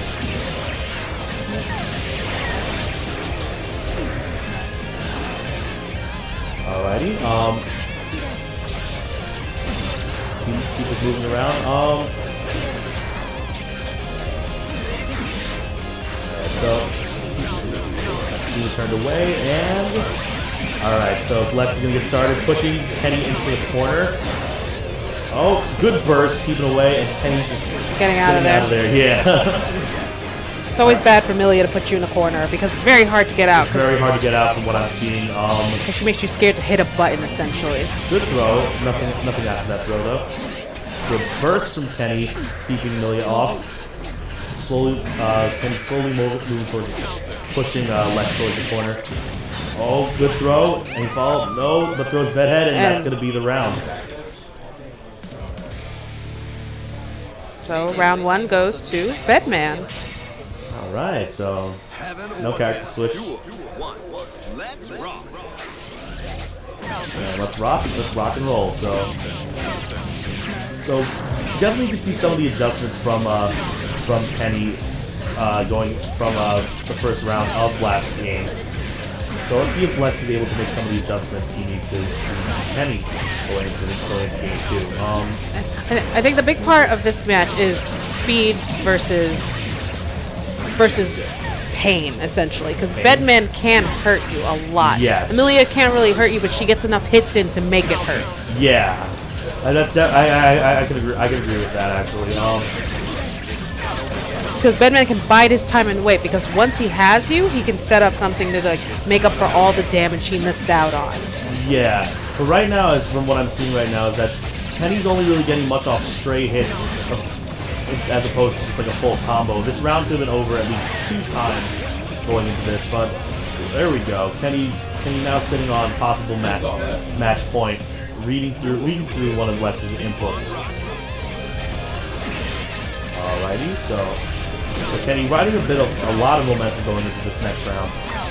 What I think Lex needs to do is he needs to just like chill out, wait for an unsafe option, and then just go for it. Just restart your pressure, and there we go. 50% in 2 extended combos. Great combos coming in from Lex.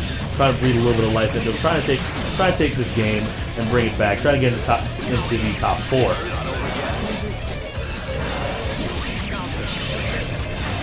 Alright, so Sending out Bedhead, trying to make some distance, get out that corner. Because that's not a safe place to be right now. it definitely isn't. And Bedman takes the game, I believe. Nope. No, not yet. Milia. Takes the round, and all right, and Lex breathing a little bit of life, going to that. Bedman throwing the bedhead, and oh gosh, great space from these two trying to keep each other away, trying to bait one, do just another unsafe option. There's the throw from Kenny, making it start that out. No, not quite, but gets hit with the projectile. Bedman now pushing Milia into the corner. Dashes out. Alright, good throw. Oh my god. Here comes the anime mode. This is definitely the time where things can sway any way. Any direction. Great read of the burst. But only gets that 9-hit combo, but that just propelled Lex into the lead right now. This could be it. Yes, it is. And we're going to go to the last game.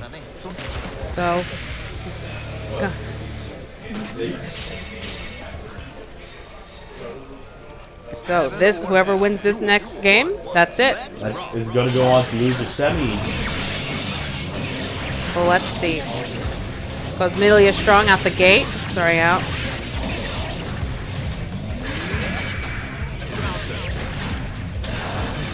All right.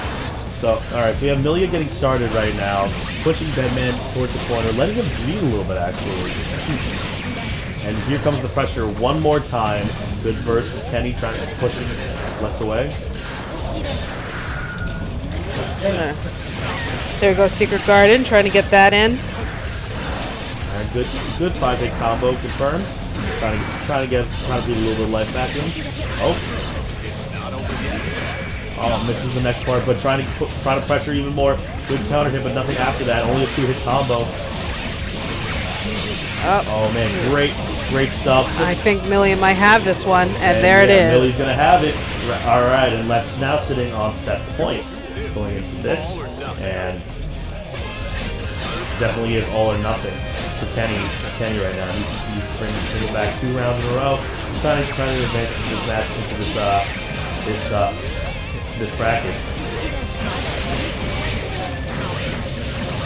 Alrighty. There you go, dangerous place again, corner. Getting started again. Good defense though from Kenny. Good, pushing himself out, throwing out bedhead. Throwing out the bedhead. Throwing out whatever that is. The wheels, I think. I can't remember that move. I know that one's Secret Garden. Alright, good throw. Good pressure. Now bedhead's applying the pressure. Getting some damage in.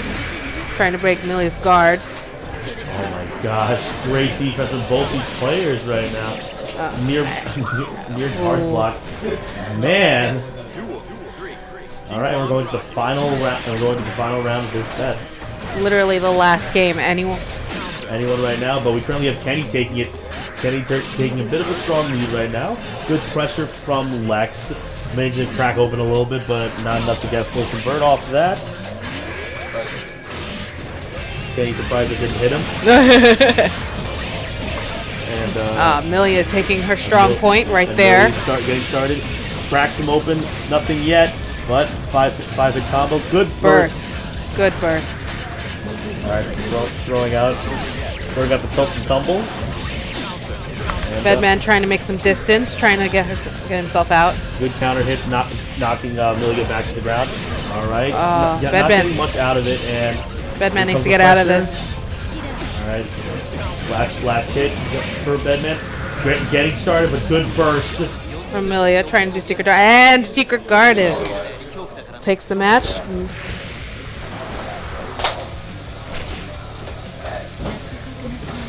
Good game by all.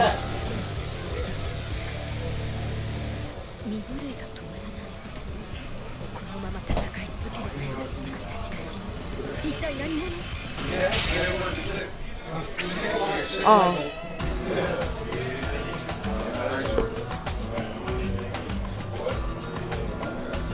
Who's up next? I'm not sure. I think now is winners finals, but I'm currently 0-1 for predictions right now, so I don't want to risk another possible 0-2. While we're waiting, of course, let's check out my fantasy team.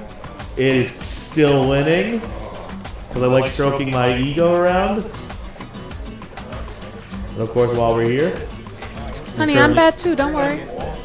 We're currently watching the battle for anime supremacy here in Guilty Gear XR Revelator. It looks like we're gonna go with losers semis. We got the transition bunny. Losers. Oh man! Here comes that transition. Shoutouts to our resident trash, really bad at Potemkin, Dumpsters. You mean toasters? Bobo dumpsters. Dumpsters. Basically, everyone was very happy with the PSX experience, except for Bob, who was hoping for not a sequel to Karnov's Revenge, but instead a new game. Yep. Karnov's Return. Karnov's Revengeance. Karnov's Revengeance. Of course, I'm happy with my Marvel vs. Capcom announcement, but the main thing that I want, that I'm glad is Windjammers. Shoutouts to, of course, myself, Team Not Crash. They are not Crash. They are Team Spyro. Ha ha ha ha. Keep Not Crash. We right now we're focusing on Let's Plays and streams, but we're gonna branch out into more stuff later on. But that's beside the point.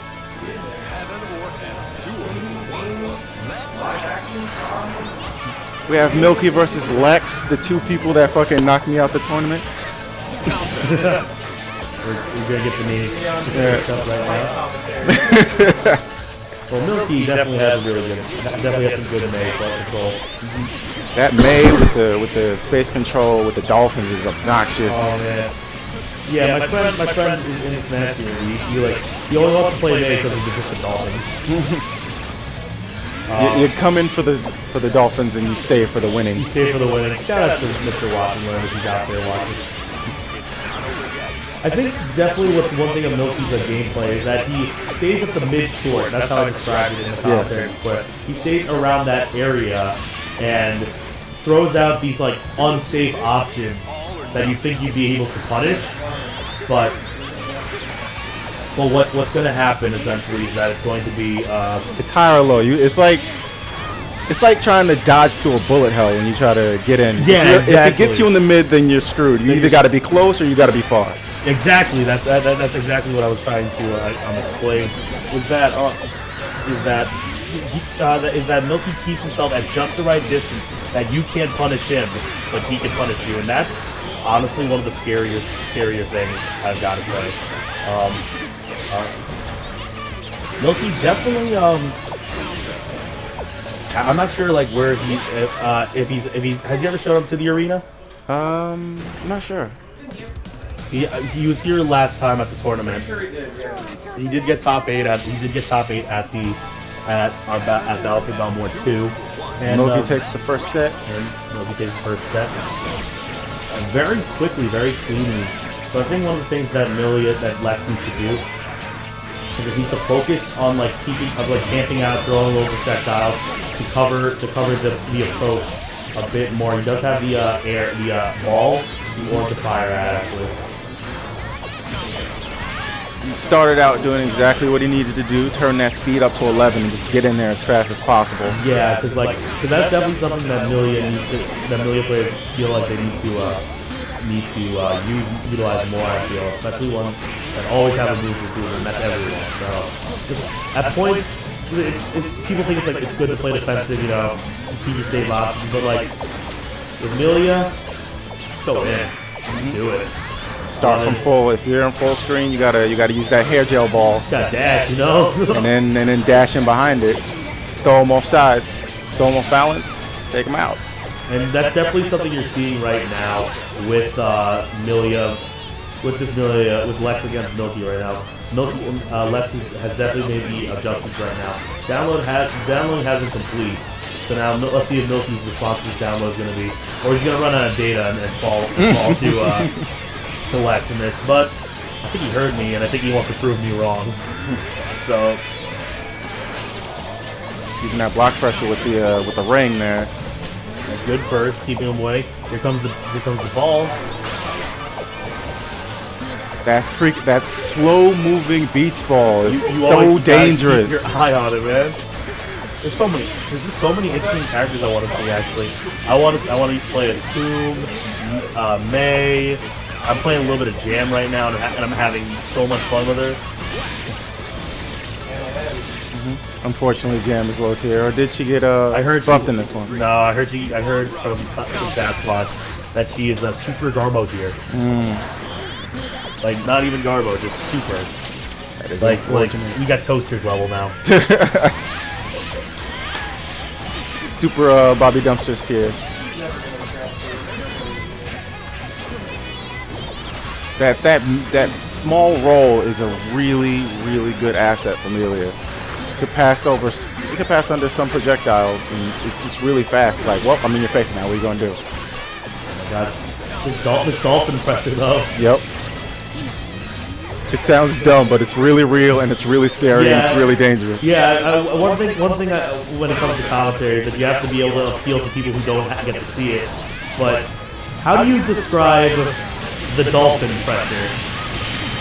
What in the world am I looking tantrum. at? I'm just gonna spin my arms, and if you get hit by it, that's on you. I just got poked with a giant pink posse. I'm not sure how I feel about this. This is free. This is a free bracket, so I'm just gonna continue with the free commentary. So.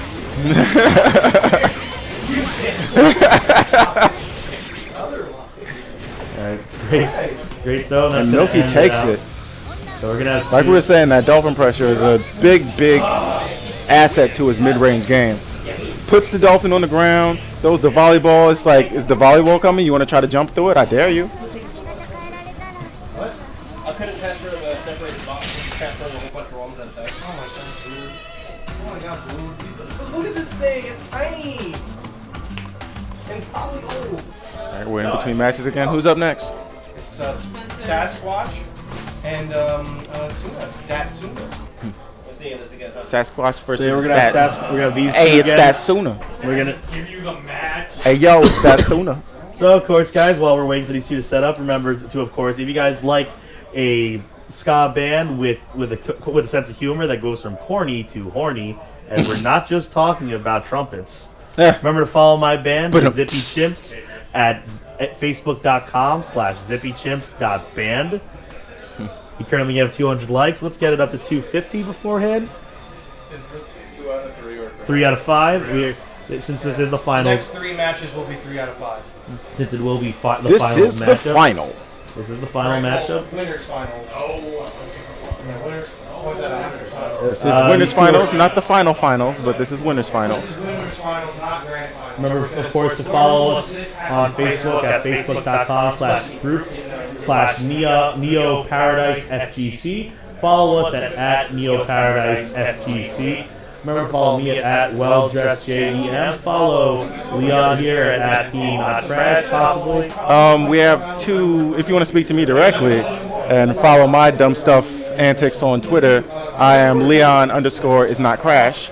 And you can also follow us on Twitter, team.crash at twitter.com. So, also, what are some other things you're going to do with the channel, actually, is my question.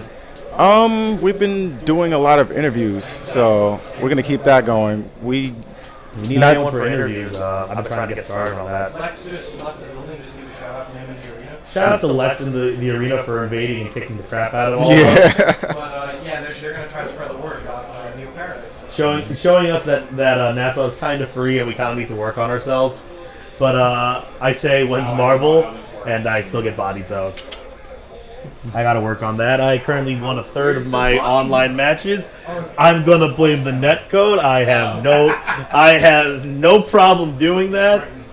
Does brightness? Where's the volume? I don't know where the volume is. Go get Kareem. No, I got it. This is all types of button check. We got TV button check. We got controller button check. We got the quick chat check. Sorry, baby. That was from a while ago. Shoutouts to Tetris_5. Completely correct about Potemkin being absolutely busted if he had a sufficient dash. But the thing is, though, is that I don't know anything about this game. Toasters is literally like, oh, you're good at commentating. And I have the sweet voice of Markman, apparently. I should be commentating on this. So, I'm going to play. Okay, you want to take Gem's spot? They're about to start, by the way. I guess I'll keep commentating. All right, so we got the and the disrespect, the mind games at the beginning of the match. Yep. Get off my screen. Okay, so we got we got Masochist Birdman versus freaking chocolate versus Goken from Street Fighter 4. See, there's the dive kick. Trying to go for the hard read going with this. I'd say it's more like chocolate Guan Yu right now. Oh my god, you're right. Trying to fulfill that oath they made at the garden. I forgot to reset the choice. Shout out to our Garbo stream manager over here. Like I said, free bracket, free commentary. We got 2 of the more unique new characters from GGXRD with their crazy freaking play styles. Raven is very interesting, and Koom is definitely the character I want to look into, with the fact that you can control the projectiles that she throws. I also learned that that is a male. That is not a male. That is indeed a female. A female piloting a robot. As you can see her face right in there. Yeah. Who also presses the eject button when she wins. Because she was stupid enough to put the eject button on on the the armrest. armrest. Like, who does that? Alright, so Raven's getting game is that use the needles to slow you down and then swoop down on you like Batman. Get them overheads. Oh my and then gosh, the invincibility on that Tatsu. trying to swoop down, get them overheads so he can start that mix up. And then throw the whirly blade for the block stun. You know, if you think that like with a big character like Boom, you think that she would move a lot slower. But no, I feel like she can keep up with characters like Raven or possibly May. Very heavy. Well, heavy but not the slowest. But not the slowest, yeah. Like I expect like the Tekken level is slow, you know? With a character of that size. He has fast moving moves. I'm pretty sure his neutral like moving speed isn't very fast. Yeah. So it's basically you're mashing out commands and throwing energy balls just to throw them off tilt so that you can get in. Especially that. Look at that. God. That mystical bullshit coming from that orb. Alright, good cancel into that. Oh, get started. Drops it, and we're playing Street Fighter. Good anti-air jab from Sasquatch. Going into round 3. Alright, so Suna trying to take advantage of his dive. Trying to perfect of his dive and his good bait actually. yeah, his dive and if need be his forward dash because he's invincible in the middle of it. I learned that firsthand. Threw out a stab and he went right through it. I was like, well, okay. Oh, good sweep under. Oh, try to clip something with that Tatsu going into that. Keeping himself airborne. All right, I really do like the pressure with the Raven's projectile. Actually, I think it's very interesting, and it does cause some pressure that some might call unfair. I just say hard. Yep. Hard It's hard to do. You gotta know like how they're gonna get up essentially. Bad space comes from Sasquatch right now, but here comes the mystical orb. Using it as a shield. Yeah, you can't afford to get hit that much. Oh, here comes. Ooh, that wall bounce. That silly wall bounce. You can go for 3. Shades of Cliff with the back-to-back special. Good cancel going to that. Oh, swoop down. Gets clipped. Throw that whirly bird, trying to restart it. Oh, good dust, and that's gonna be round 1. Went for the low block, but hit him with the dust, which is an overhead.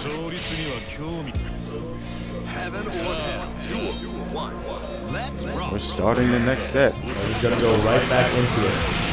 Boom going in with the elbow. Starting early. Oh, good burst. It's like once Raven gets a knockdown, then that's when the pain starts.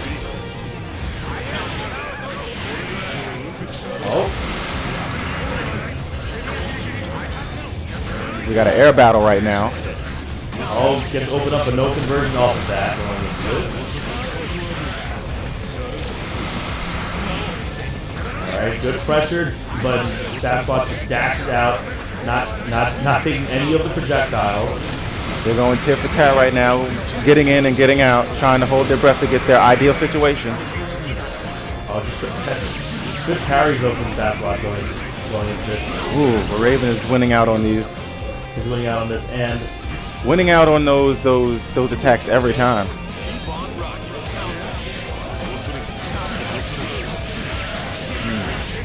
And Raven with his silly range. Oh my gosh, that projectile slows? Mm-hmm. It slows and it shortens your jump height. Interesting. Well, here comes that projectile. Brings it back. 2, 3.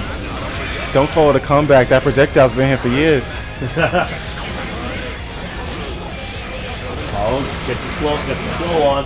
Here comes that pressure. Good reversal projection. And danger time! Let's go. Somebody. Fly through the danger zone. Now, if you can just land a bunch of silly bullshit, you can just win this. But That good burst. Keep we got some good defensive play going. Yeah, good defensive play, keeping it down to a minimum, but that air grab's gonna take it. Good pressure. Gets hit on the legs then. Oh, gets hit from the top. That mix up. He could once he throws that whirly blade and you start blocking, he's like, now what do I want to do with you? Alright, we're just gonna go right back into it.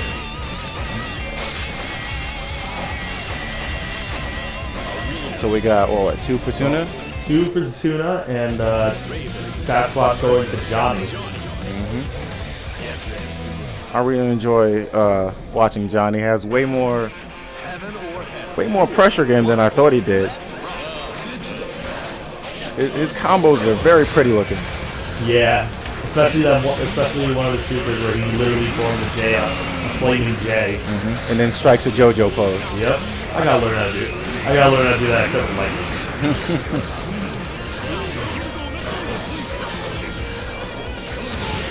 Alright, so you definitely see some of the adjustments that Suna's going to make with Sasquatch's Johnny. One thing is that he's more willing to just camp out behind the fire orb and just throw out the poison arrows. And now Johnny's, there we go, get a little bit started. Throw the coins down, get it started. Get that wall bounce combo going. On level 3, a 9-hit combo. Oh, ducks under it.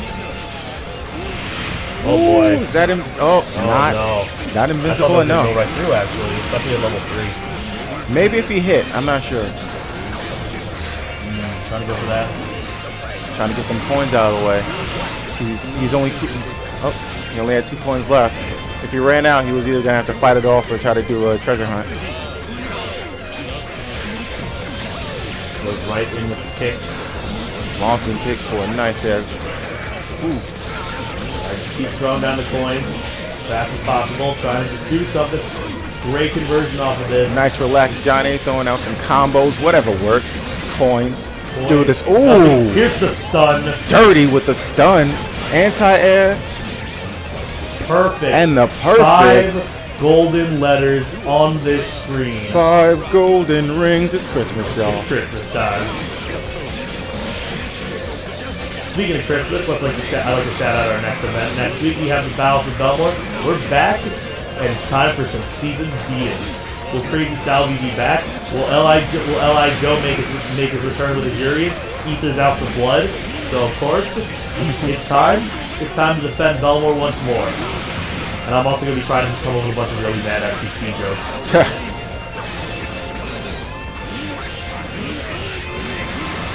Ooh, a lot of Johnny losing out to that.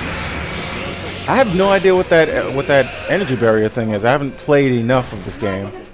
Obviously. No, it's 3. That's 3. Yeah. That's 3 out of 5.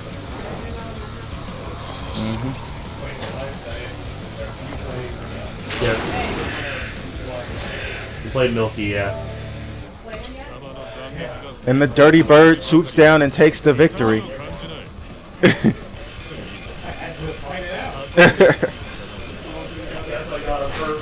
Those are Torians. Those are Torians. You're gonna take player 1 You on? could just ask him. He probably won't mind. Alright. Yep. I'm gonna move this tablet off the edge. Player 1 is coming.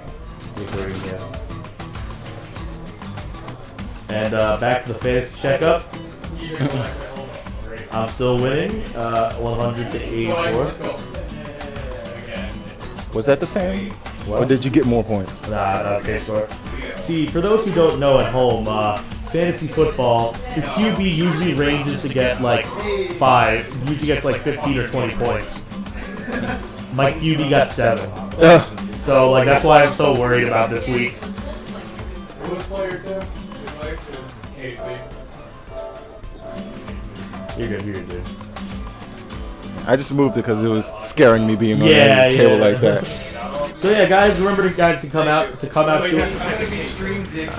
say change scene.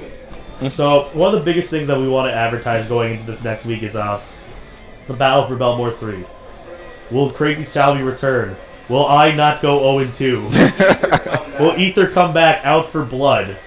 Will L.I. Joe come back? And with a possible new character, will Odo come out of nowhere and give us season 2? Just us, early, so we can play Akuma. Oh no, what are you doing on Long Island? Questions like this. I'm loving Akuma's Lion Man, by the way. My God. I don't care what nobody got to his say. Taunt hits. His taunt hits. Okay, I guess right? No? Okay, cool. Alright, are we going right into it or button check? No, we're playing. Okay. All right. We're going right back in. We're We going got right Sassy into versus Milky. the classic Sasquatch versus the Ranweddle. This is the first time I've seen this character, actually. Yeah. Coon versus Rami. She has a really like unique fighting style where she has kind of like Tekken-y combos. What do you mean by that? Juggle heavy? No, like her combos is like button instead of like 1, 2, 3, 4, 3, 4. instead of like your average quarter circle record sort of setup. Okay, that's actually really interesting. But near domination coming from Sasquatch coming into that. Coon ain't playing no games right now. The War God is in. Guan Yu want it. Guan Yu wants it. He's got to see Liu Bei. He's got to see Zhang Fei. Man, that would be great. That would be a sight to see Dynasty Warriors tournament. Double. Man. With a little bit of reckless abandon.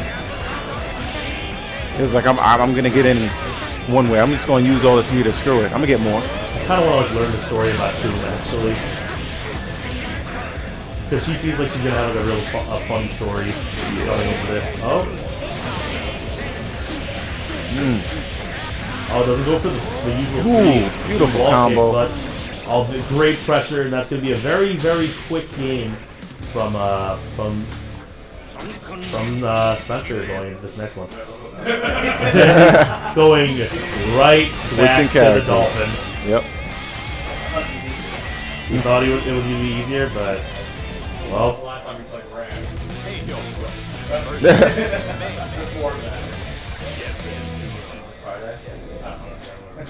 Seeing, gonna see how the anchor stands up against the War God over here. All right, great pressure coming into that. Start up, Tatsu Shoryu. Oh, great bait on the neutral jump. Just keeping this going. Oh man, that charge. Coon right now doing some really basic pressure. What? Oh, and now the magnet clap. But he got out. Just got out, and the Dolphin's like, no, don't hurt her. If you're in that ring, then that's when he can control you. Yeah. If you get out, then you can just stand out and call him names until the special's over. Oh my gosh! Dirty quarter combo, smash after smash. All right. Ooh, we got a nice little Roman into a beautiful 9-hit combo. Got that fireball using it as a shield. That's definitely one thing I do enjoy about Sasquatch's Coon is that he's able to use the projectile as anything. A counter projectile, a shield, a projectile. And that midair judo throw. Judo throw. Alright, that was a bit more slower pace compared to first round. Milky definitely answering back with a couple of answers on his own. Alright, good elbow. Doing some analysis. You need a lot of analysis if you're going to play that main, keep him at the mid-range. What tools do they have to get in or keep me out? Currently right now what Coon has and what Sasquatch is using right now is he has the controllable projectile right now. Whether it comes back and forth or any way, is that he's keeping Milky at just the perfect range so that when May throws out a unsafe option to do that bait and switch type of deal that we were talking about earlier, is that he can just punish it. But right now you can definitely see. I don't know about the armor deal with that Tatsumaki right there. It might not be that good. He's not throwing them out to get past the Dolphins or nothing like that. Oh my gosh! And it is unsafe when blocked. And using another interesting use of the projectile, just going in and then just the after statement. It's tricky. He can either put it behind him or in front of him. And Coom takes another one. Heaven or hell. Duel. 1. All right, let's see how the next. All right, so Sasquatch sitting on a very quick setup and.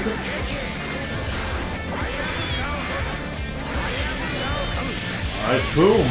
Oh, gets a conversion off of it. Oh man, Back-to-back air combo. not the best burst there, but bring it back. And God, it's right. just finding no ground of his own right. Oh, And here and we got comes the it. clap. oh my Oh, god, but he misses. The hit just pushes her behind. Yeah, Oh, you can? yeah.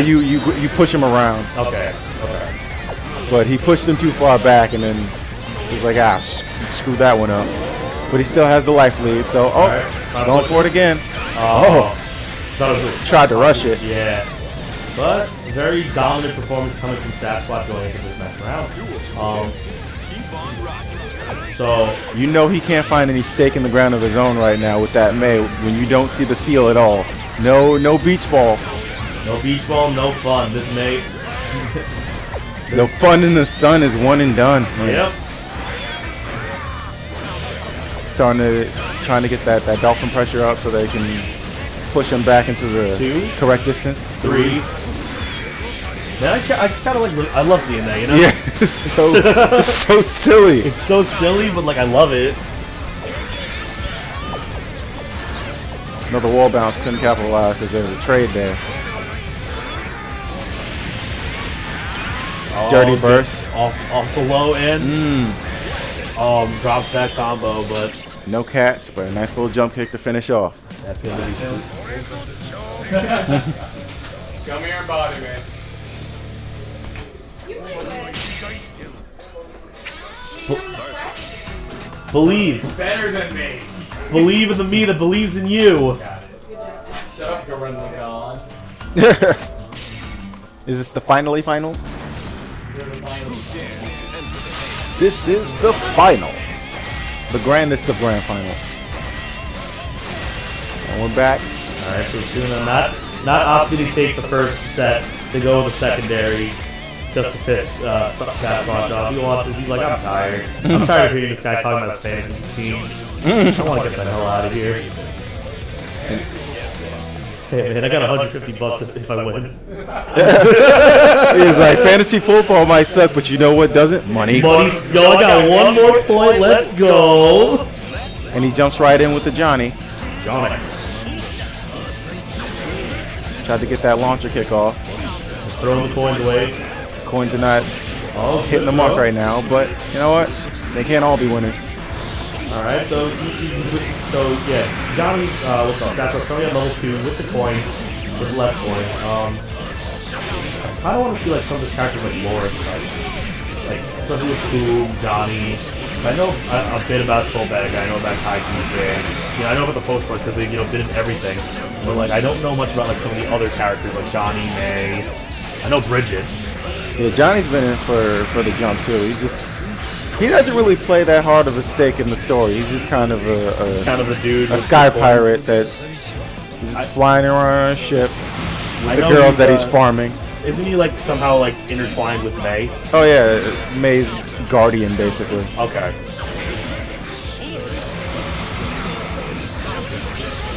And I think he was watching over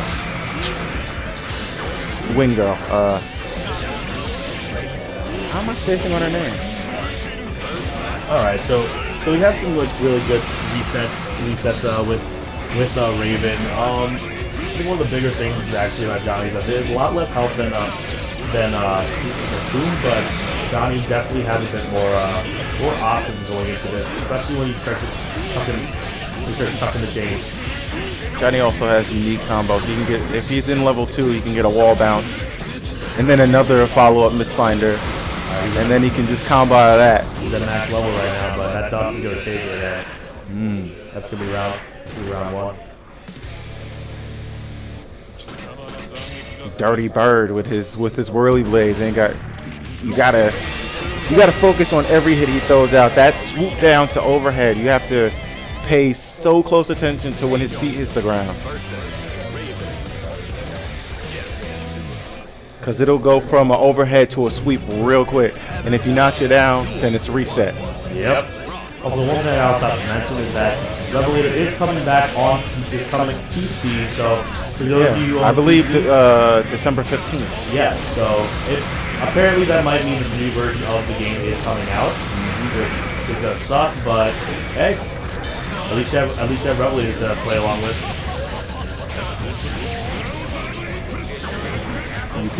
You can finally fish.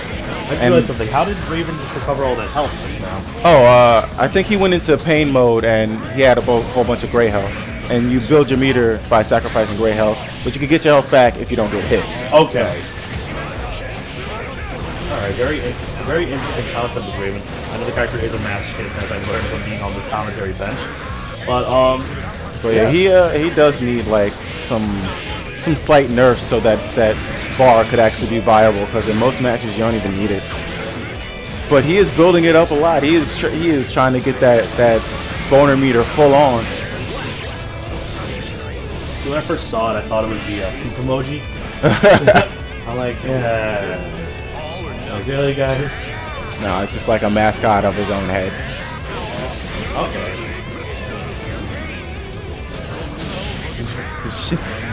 Wiggle, wiggle, wiggle. Good patience from Sasquatch, throwing the projectile and then pushing it through. One suddenly going. Yeah, that also that pain mode is really good. Like if you're that confident and willing to sacrifice that gray health, it's really good for punishing. Like for instance, I was playing him in casuals and he punished my Ride the Lightning with it. Just rubbed his chest all in my Ride the Lightning, and then he was like, "Guess what? I hit you now." All right, here's 3. Oh, and got here comes the clap. A thunderclap. Hey. Ooh, and great follow-up. Gets 3 more hits after that. Got the tricky fireball. Got to keep an eye on it. Make sure that an unblockable setup doesn't come out of nowhere. Just floats those fireballs up there. Oh, you gotta be quicker than that. Got it.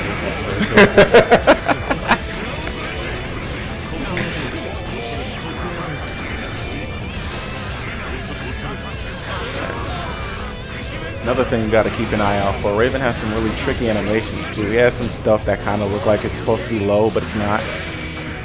Actually, that's actually kind of interesting. There's a character like that. Wario is kind of like that in Project M, where some of his moves actually like, Ooh, got the wall punch. Basically, the charge throws off your timing, so you just drop shield. Oh. So you just get hit, and oh my goodness. That air combo, almost a kill, but he's bringing out that fireball for that pressure. He's like, I'm gonna just chip you out. And there's the Pringles, and Sasquatch is gonna take 1 round. All right. And he's gonna take the set. We got 1 and 1. 1 and 1 right now. We're gonna be here till the fat lady sings. They've been basically.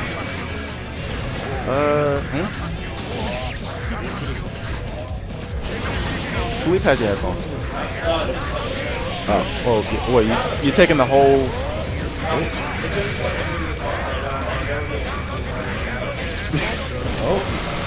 Try to break in with those blue roundhouse. Just drop down in. All right, good burst. Stop that. That downward stomp is a really good asset to just get on the ground and get on the ground safely with some damage if they're under you. Raven has something like that, but it's not as fast. It's still pretty tricky though with the knee drop. Oh, here comes the fireball. And I think one of the adjustments that Sasquatch is making going into this match is that he's not allowing the fireball pressure happening as much. Also, I don't see Suna going for it as much. It's using it more as a zoning tool as opposed to a pressure tool. Yeah. It's somewhat of a specific setup, so he has to be in the right distance anyway. If he throws it, he won't get the combo, the desired effect. So. And because of that, Suna's going to be taking round 1 of game 3. All right, let's see. So, yeah, Suna definitely isn't going for much of that. I think it's because possibly Sasquatch has made the adjustments to do it. And along with that, Sasquatch's projectile game with this controllable projectile is Very nice, to say the very least. It seems like against Coom, this is one of those few exceptions where the boner meter comes into effect and he can actually use it to his advantage. And there you see Suna actually able to forcing the jump in and just keeping Sackler in the corner right now. Ooh. Alright, let's see how this one's going to turn out. Nice cancel. Oh, Ooh, with the foot. Oh, good Pushing block him there. back with that. It's pushing him back with that slash kick, but it did no good. Another one goes to Suna. Alright, so one more set for Suna, one more game for Suna, and then that's when we get into the tournament. Good kick. Ooh, nice little bounce back. Felt like even he wasn't like ready for it, so the combo couldn't capitalize with a combo. Alright, good throw. So if you want to keep blocking, that's fine. I'll just seismic loop around you and do whatever that grab is. Ooh, nice fall down drop. Alright, good projectile, good cancel. Just trying to muscle him into the corner. See, now we're seeing Suna using the projectile back for its first pressure. Not using it for corner though. Just using it to put some space in between them for a little bit. Yeah, and it's using it more as a space tool, which is great to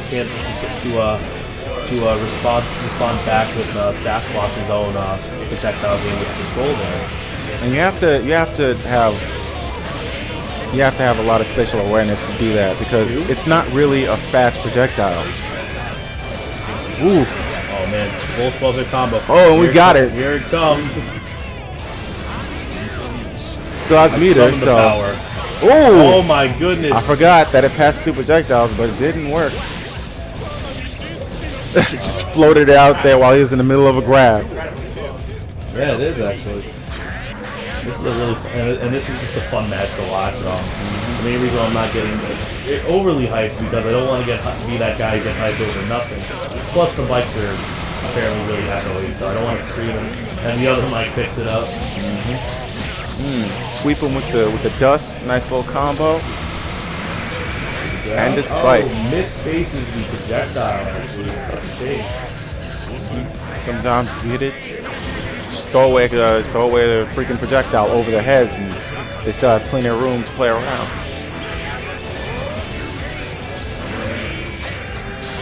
Coom is not a person you wanna give any sort of advantage or set it back to neutral.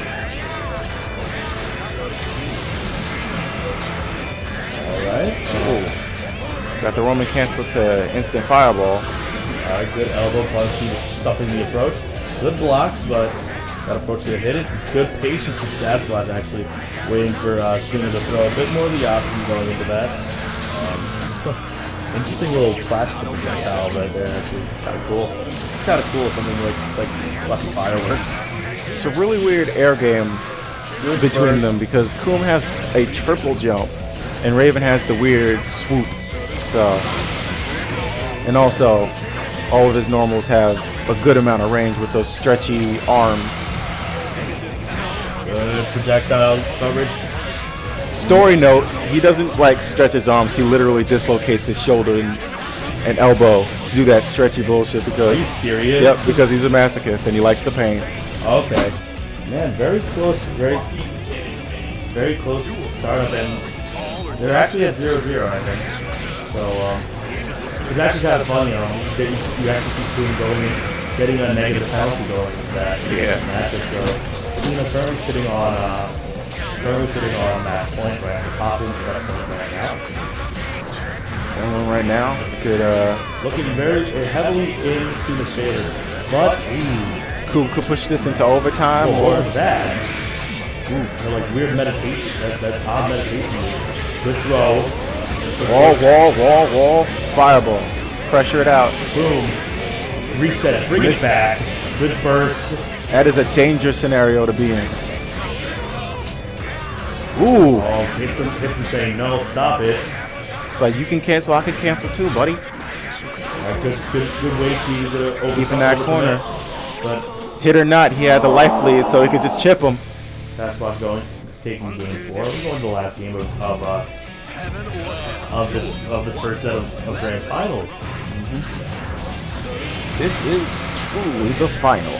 This is truly the final, and it's all or nothing time for Sasquatch right now. Trying to reset this bracket and bring it back. There we go. We're getting a little bit of a startup here. Nothing after that projectile hit though, but brings it back.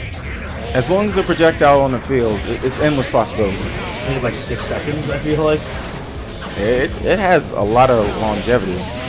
I think that's the heavy one. Alright, good Tatsu. 3 hits. Projectile push.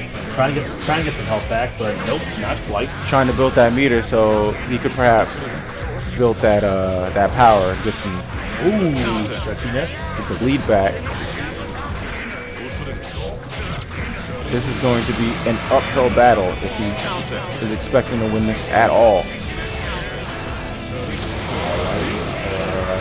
Here comes the projectile. Oh, they clashed. Yeah, actually, I think that's what he wanted to go for. Get it out of there. As opposed to trying to go for small. Ooh, a nice dust with the grab. Alright, here comes the pressure. Back away, and Sasquatch trying to get that one hit, and he definitely is going to finally gets that one hit, but incredible focus from Suna. Possibly might get a bracket reset.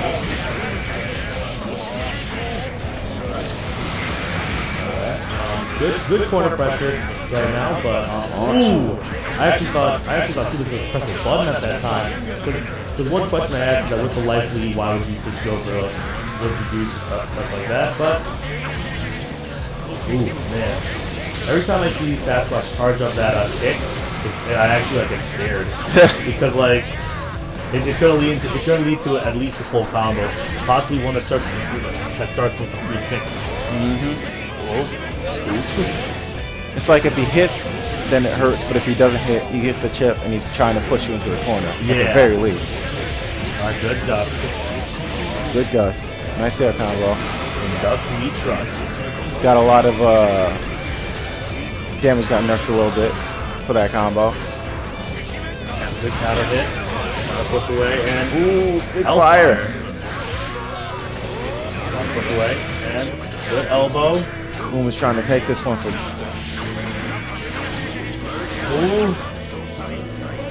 And the. Nice anti-air. We'll see how this is out. 1-1 again. This is 1-1 again. Very close matchup between these two. Sasquatch is trying his best, trying to get this bracket reset. I personally want to see more and more of this swoop. Oh, the fireball is still on the field. Cancel it out. He knew he wasn't going to hit. It was going to get blocked. Lose one for good measure. Bates gets the counter hit, but no conversion after that. Gets another straight roundhouse. Nice catch. Cancel. Another nice air combo to the spike. Fire up by the fireball pressure.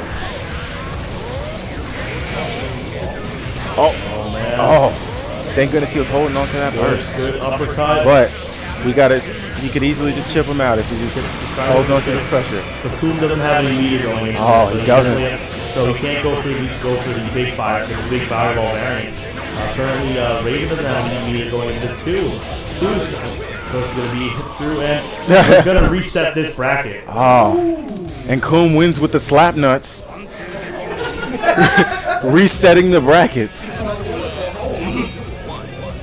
So do I. Fight forever. Fight forever. Oh, there goes the dust. Dust to dirty 13 hit air combo. Throws down that projectile. It's like, what are you gonna do? Stay in the air? I'm gonna meet you. All right. So now essentially with this reset, they're actually acting as if these two have just played for the first time. Because now we see Suna going for that fireball pressure in the corner now. I don't know if you've been noticing. He's forcing the block, forcing the unstable options. He's trying to take away Coom's movement options. Just giving him no place to breathe before he can do it to him. Yeah. Wow, that converts into the grab. First time I've seen that grab in a while. Oh! Ooh, rejected.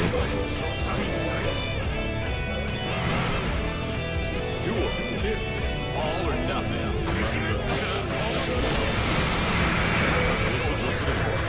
I'm starting off with the uppercut, the lasso throw, and knee drop coming in from every side.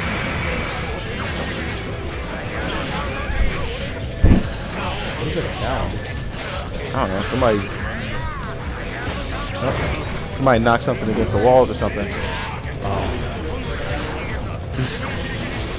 Sorry about that. We're hearing like this we're hearing this weird thumping around, and I got scared. And with his mystical magical fireball, but soon they managed to get around it. Oh, I thought it would actually clip by the projectile from that for the back dash, but all right. I don't know how much it hinders that needle, the slowdown plus the lack of jump. Oh man, what was that? Another burst, keeping himself in there. Alright, here's the pressure, gets hit. May not have been a good idea though. Suna's gonna take game 1 of the second set right now.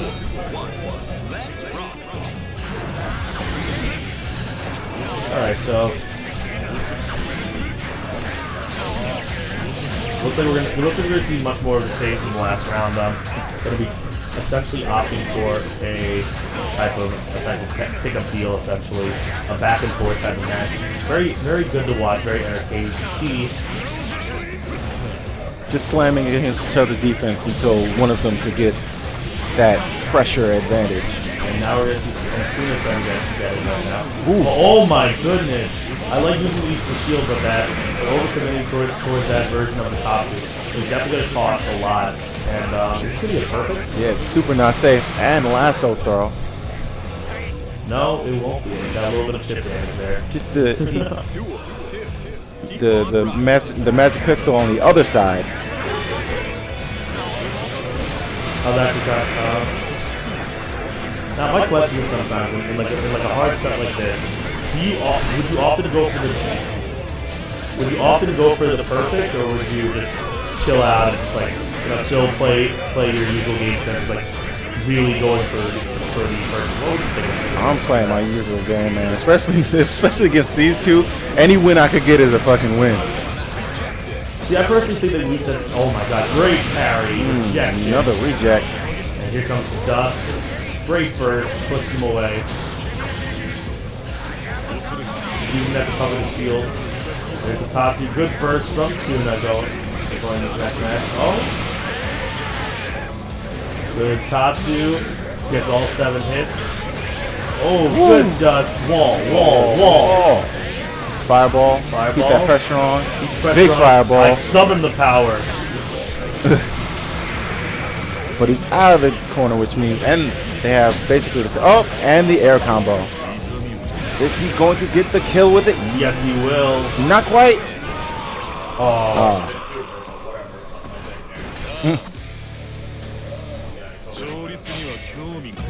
And 2-0 right now. 2-0 right now. Suna answering back very quickly. Sasquatch not getting the desired move that he wanted.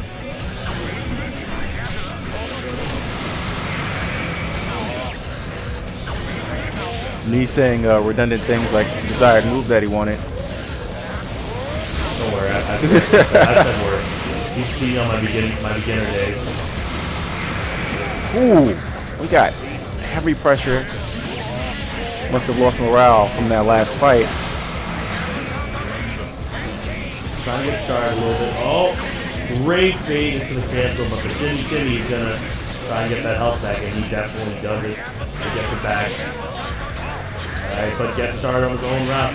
He's hits like a truck. Oh, that's safer than it looks. Good clash, good clash. Oh man, soup. Judo toss. Sorry, long play coming out.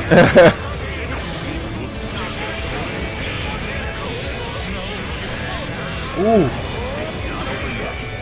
Room's coming back out to play. Put that fireball One more pressure. time. Flips him like a pancake yet again. But he's like, I'll show you. I'll flip on you too.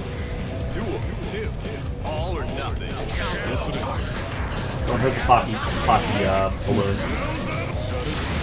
Alright, so possible set point now for Suna going into this, but Sasquatch definitely bleeding some life in it, especially after that last round.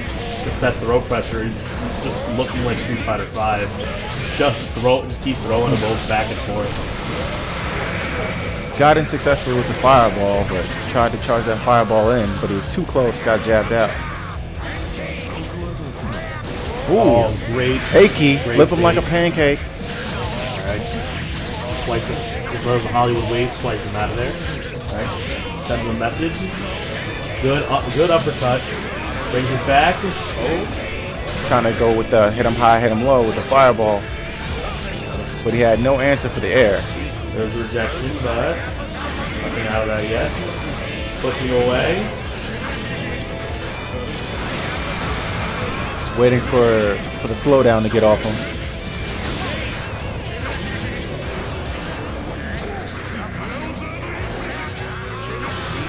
They have a really intense mobility battle right now. Yeah. Suna definitely sitting on top of burst. Ooh. He has the burst. What throw's gonna happen? He burst with a great bad burst, but that's the throw. It's like, you want throws? We got throws. Summoning the power.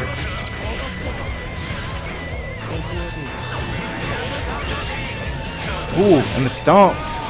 Almost. The two jabs are gonna take it. And it is over, 3 for 3. And the winner is that boy. I forgot that he's wearing a goddamn Christmas sweater. Actually, you know what? I have no reason.